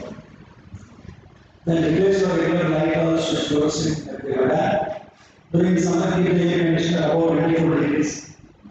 We normally keep it 16 or 14. In that, normally in Srinagar or Switzerland, see ours normal temperature is around 25 to 30 degrees. So by keeping it at 25, it will be comfortable for us, whether it's summer or any other season. Okay. Instead of keeping it at 16 or 14. So again, the thing is, you can't keep it in 14 or 16. There is nothing wrong in it. But only thing is, it should be properly insulated. See, outside temperature will be high, inside temperature will be low. The heat gain, heat transfer takes place from inside to outside. Sorry, outside to inside. So your room will always warm up if you do not insulate it properly. Okay, if you are insulating it properly, then there is nothing wrong in keeping the temperature at that level. Keep this in mind that the room is completely sealed. No air will be inside. Otherwise, the electricity becomes heavy. During the summer, keep the air conditioners also. Next slide. Lower the thermostat from the water heater. See, water heaters nowadays, what heats up in the thermostats. You can set the temperature range. In winter, you can have higher temperatures, a fast heating setup. But in summer and some other time, you can lower the temperature. 40 to 60 degrees is okay for common human being for daily purpose. So you can keep it 40 or 50 or 60. But in winter you can keep it so that we can set up things. Use kitchen there and other rotating fans wisely. Just one of these fans can cool out the house. See, this is difficult to understand. For people, place like Kalaburagi doesn't have that kind of significance. The thing is, if you are in the cooler regions, cold regions, to keep the environment warm is a costly affair. Suppose if you are using the ventilating fan, it will take away your warmth. That's why that's very important. Place like Kalaburagi has no significance. But in summer it does help you. Keep the ventilator on for more period of time. It removes your warm inside warm removes and it's cool. Maximize natural lighting by using sunny skylights or windows. That was the age-old tradition of Indians. We used to have bigger windows and even without that balconies on the roof also we had balconies. Because we used to use natural lights.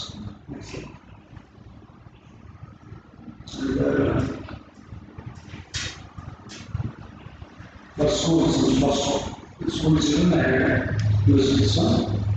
How one can think of other energy techniques.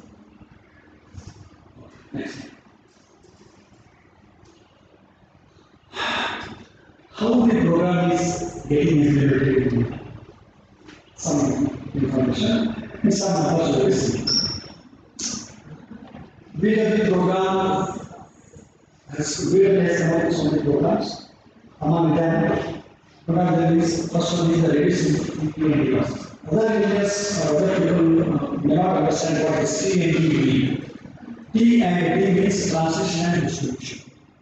We know when we want power, electric power, we switch on the device. When we switch on the device, the power comes from the wire, which is connected to the main board in our house. The same one is connected to pole nearby. In that pole is connected to a nearby transformer, and that transformer is connected to a nearby substation. That substation is connected to the substation. For our area, let us consider Raichur Thermal Power Plant as a station where the HT is produced. So if you understand what is the distance between Gulbarga and Raichur, that much long wire is related from that place to this. My opinion. Okay? So when the power comes from that point to this point, means power flow necessarily is a flow of current. When current flows, we have to take Ohm's law. Voltage drop occurs. When voltage drop occurs, we have loss occurring I square R. Resistance is there, I is there, I square R loss happens. I square R is watts. Whatever power I am supposed to pay, some amount of watts is lost in the bill. Okay?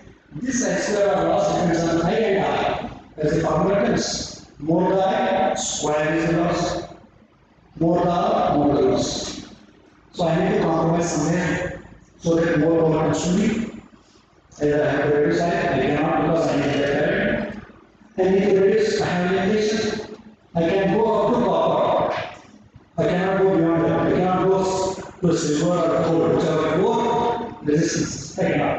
When copper is also carbon nowadays, where people are going for only aluminum.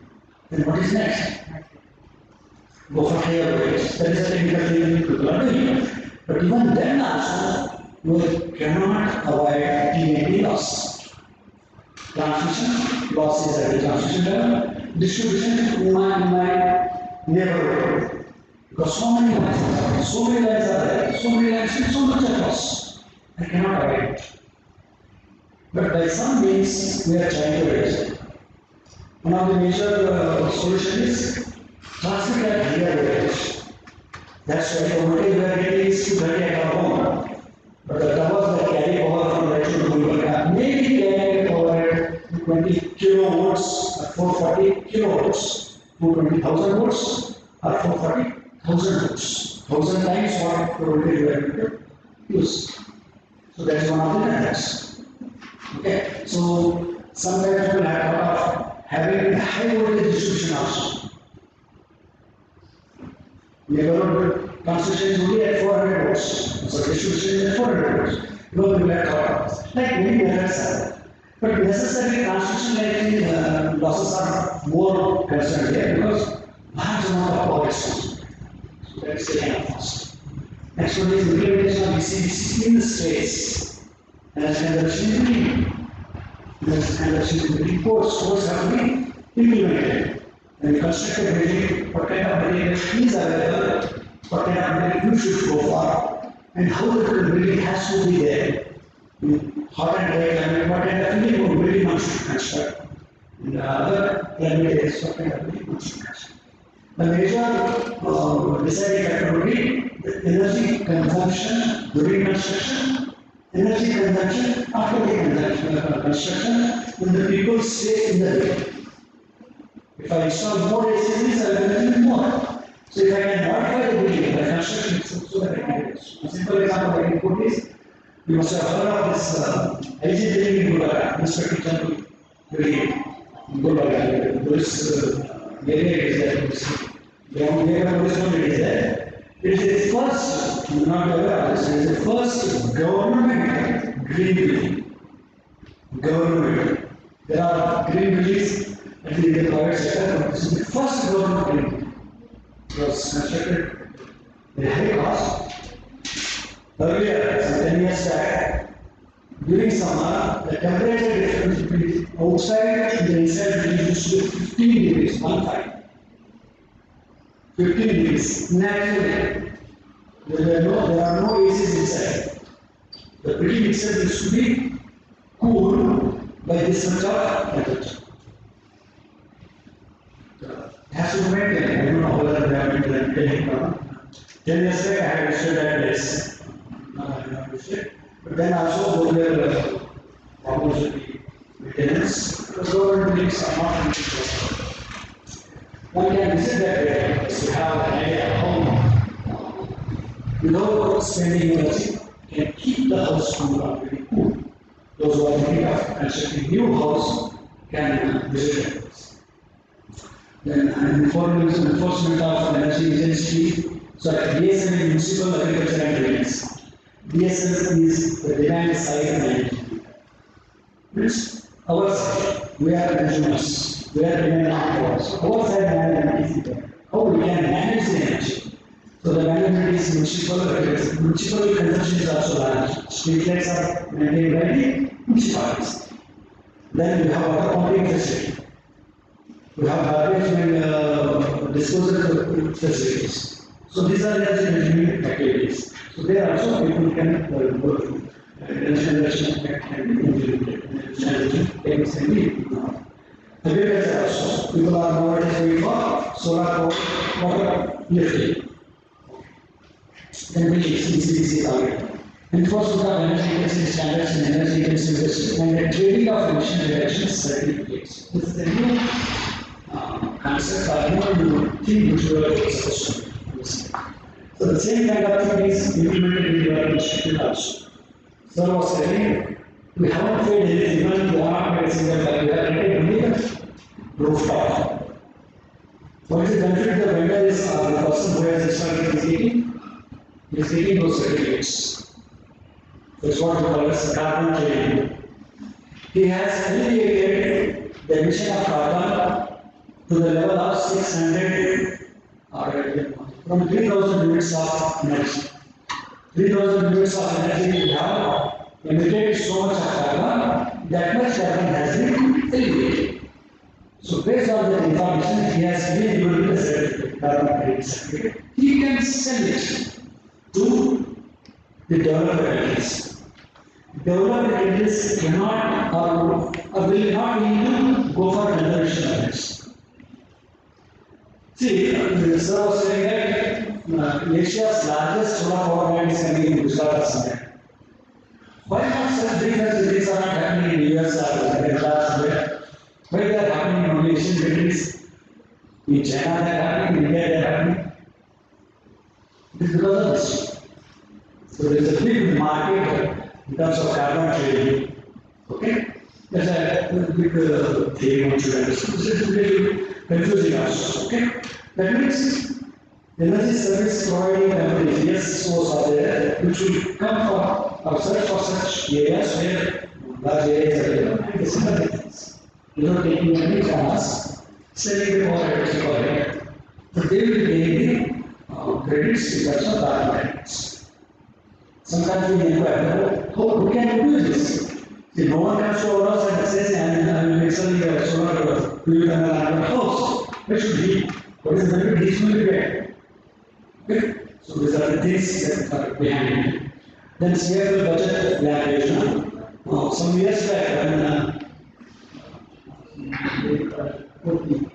DC Mumbai, she gave me an assignment like we are going to replace all the street lamps with these CFLs. Street lamps were majority, you can do lights. So we are replacing the lights with these CFLs. There was a scheme. It was scheme by this budget evaluation.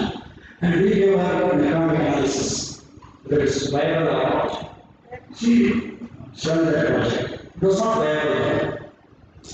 But so some of the places that Yojana was implemented. So replacing all the street lamps with CFLs. And agricultural DSM, pump efficiency improvement through DESCO, energy service companies. Efficiency increase. How can the motor efficiency can be improved? By changing efficiency, motor cannot be replaced. Since it is the same metal is running, electricity is converted into mechanical force by means of electromagnetic theory. So there is no change for a magnet, there is no change for winding. We have to have magnet, we have to have windings. And where the efficiency, how we can reduce the consumption or how we can improve the efficiency in terms of windings. Go for better windings, go for appropriate windings, go for better flux producing gases, efficient flux producing gases. So that is the efficiency of motor. In motor also we have star radius. Maybe your campus must have a transformer which is the star rated one. Because DISCOMs, distribution companies are mandated to use 3-star rated, minimum 3-star rated transformers. Lastly, leveling the appliances And the leveling of inverters is on fire. See, in India we have more of inverters used because of the load shedding problem. Okay? So there are more number of inverters. So leveling of inverters is not there. It is not a power consuming device, it is a power converting device. So people are agencies picking up leveling inverters also. Do you know what is the efficiency of inverters? It is above 95 and 9600.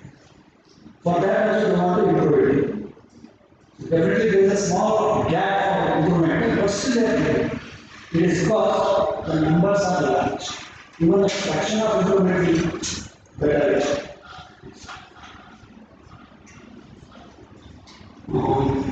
So, too much after that, next one. Again, transformers are the devices which connect power to us from the substation to us. We have so many transformers at different levels, stations, substations, even in Nigeria also. The number of transformers are many.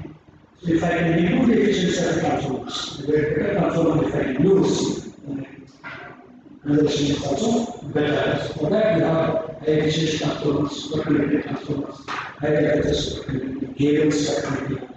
These are things which are getting implemented nowadays.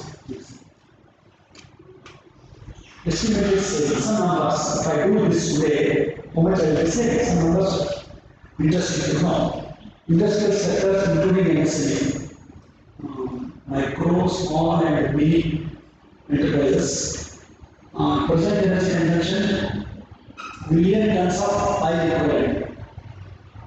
As I was saying earlier, you bring all the energy sources to a common denomination, common measuring unit. Okay, here I use this kilowatt hour.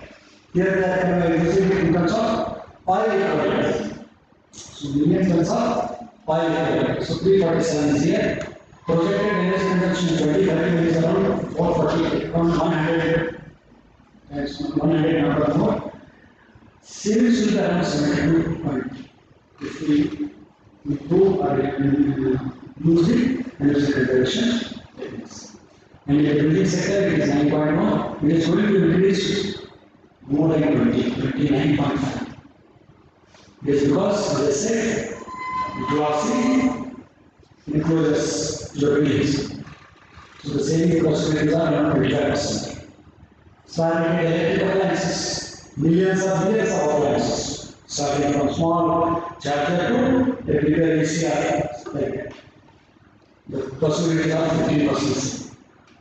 But this involves efficiency improvement, it involves technology. Next. Some initiatives have been taken up by the Ministry of Power. Some of them are one is known as perform, achieve, and trade. Okay. Perform, achieve, and trade means if you are improving your efficiency to a certain level, by which you are saving some number of units per year, then those saved units can be traded to carbon certificates. Can sell. That's what that means. The way the schools are doing, by installing solar power plant on a rooftop, they are getting credit, solar carbon credit. Accelerating the shift to energy efficient appliances, that is market transformation for energy efficiency. MTW. Then the creation of mechanisms that would help finance demand side management programs in all sectors by capturing future energy savings. WFE. And finally, developing fiscal enforcement instruments to promote energy efficiency. See, now if I wish to see if there is no ESCO, if the CUA was interested in installing a power plant on its rooftop, it needed 2 crores of money. So there has to be a provision for soft loans. The way for solar water meters available, the way solar water pumping is available. For installing the solar water pumping in fields, there are some soft loans available from the commercial banks. Even for installing solar water meters on your rooftop, there are soft loans available. The same way for larger applications like our generation, we need to have some kind of financial institution, financial help available. That's a soft loan, long-term loans, something. That is the next one. So India will be understanding of thinking about the next generation. No one should tread the path henceforth. Is India will see high rates of industrial production? Definitely. Every state is vying for welcoming the multinational companies for production. Apple is coming, Samsung has come, many production companies are coming to India. So there is an industrial growth happening, there will be industrial growth happening. Both very efficient and less efficient plants should be there. So new plants should be efficient, more plants should be less efficient. For example, just to put example, the Raichur thermal power plant was established in 1980s. Now it is one of the least efficient plant. There is a mandate for replacing all those electrostatic reciprocators that are there, and also the boilers and other things. The cost of changing them is at the tune of building a new power plant. That's why most of the time the Raichur thermal power plant is shut off. Always in that way. So the players should be both efficient as well as inefficient. Significant small scale heavy industry. Because multinationals are coming.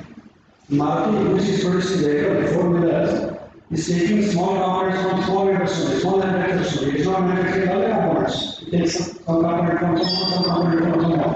It is very excellent. Major they are also borrowing from the trade company, but the small components are taken. Okay? So small companies, small scale heavy industry needs specialization because these are small, they may go for the least efficient method of manufacturing. Average energy intensity 5 to 50% higher than the best country. Today, our energy intensity is 5 to 50% higher than the best country.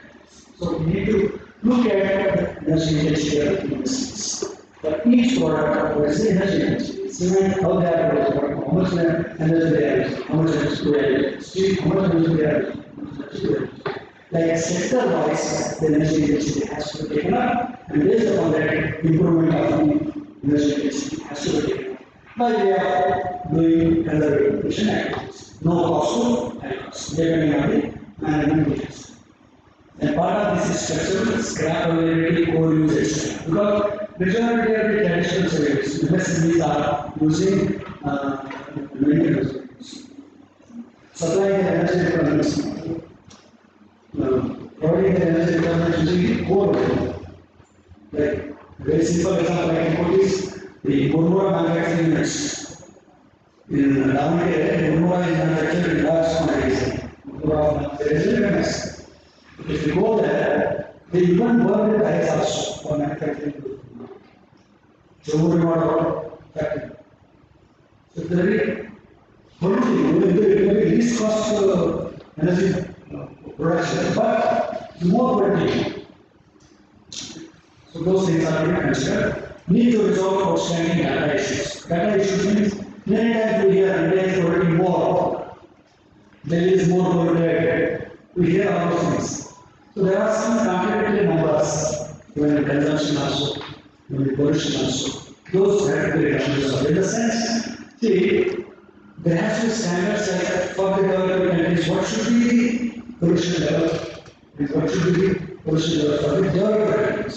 You cannot have the same norm for everyone. Because we are developing, we need some time to reach that place. After that, you can think of making us setting up the pollution, CO2 emissions. Okay. So those are this. There's some pictures. Solid stars are there. B wise choose right. BW is the level of energy efficiency, that's amount of star energy. Almost all electrical appliances, devices, equipment are now star energy. So the advice is to, if you are purchasing a new one, if you are replacing the old one, think of purchasing the star energy. thumb rule is, if you are use continuously throughout the year, throughout the day, like refrigerators. Go for more stars. If it is daily use, this is for 3 months only, go for 3 stars.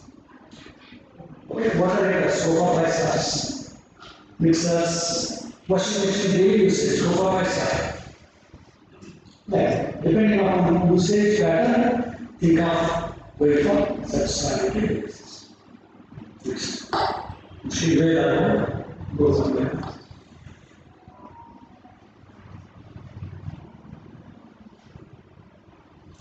Yes.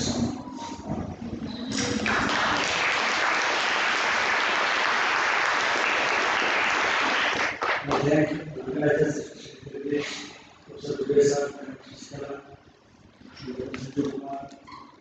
For giving an opportunity to share some of the things which I have learned.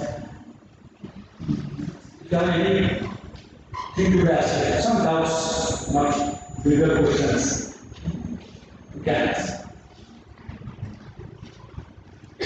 Any clarification? Sir, may I know the scope for research in this field, that is energy conservation? This is as open as the sky. See, you must have heard this new thing that is coming known as IoT. Yes.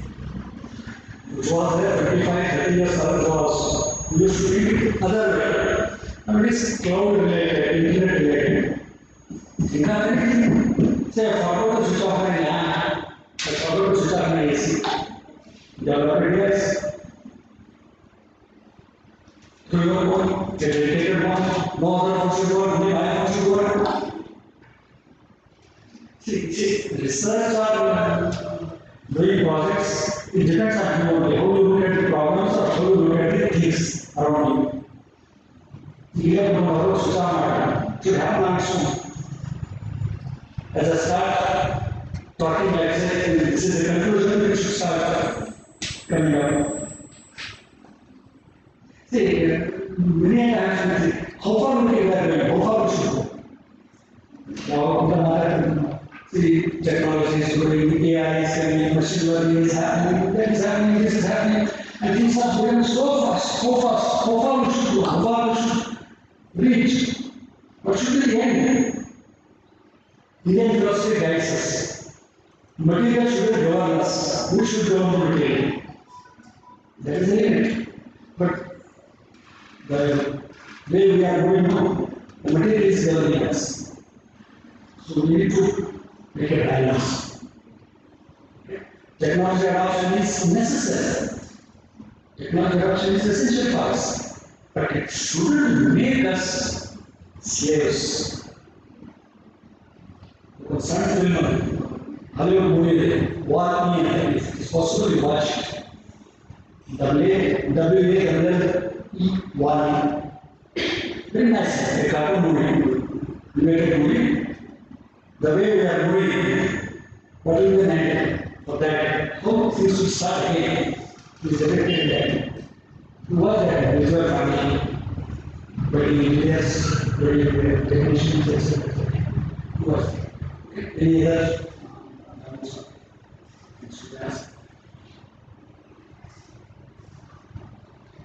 Then thank you very much for patient hearing.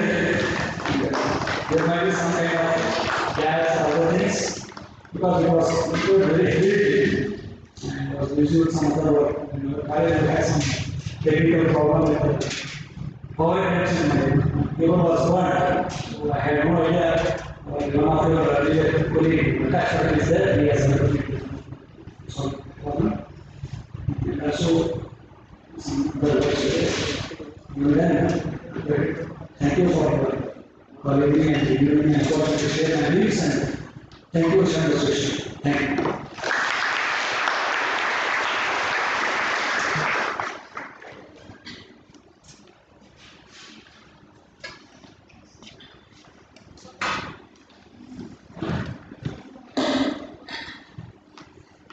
Thank you, sir. Thank you, sir, for sharing your valuable thoughts and knowledge on the importance of celebrating National Energy Conservation Day, significant course of Indian citizens in energy security, recent Indian power sector data, energy resources in India, sources for pollution, effects and solutions, how to achieve energy conservation with energy efficiency, the energy pyramid, energy efficiency benefits to industry, nation and globe, energy conservation act, energy conservation tips, the plan of action achievements in India. So, thank you once again, sir. I would like to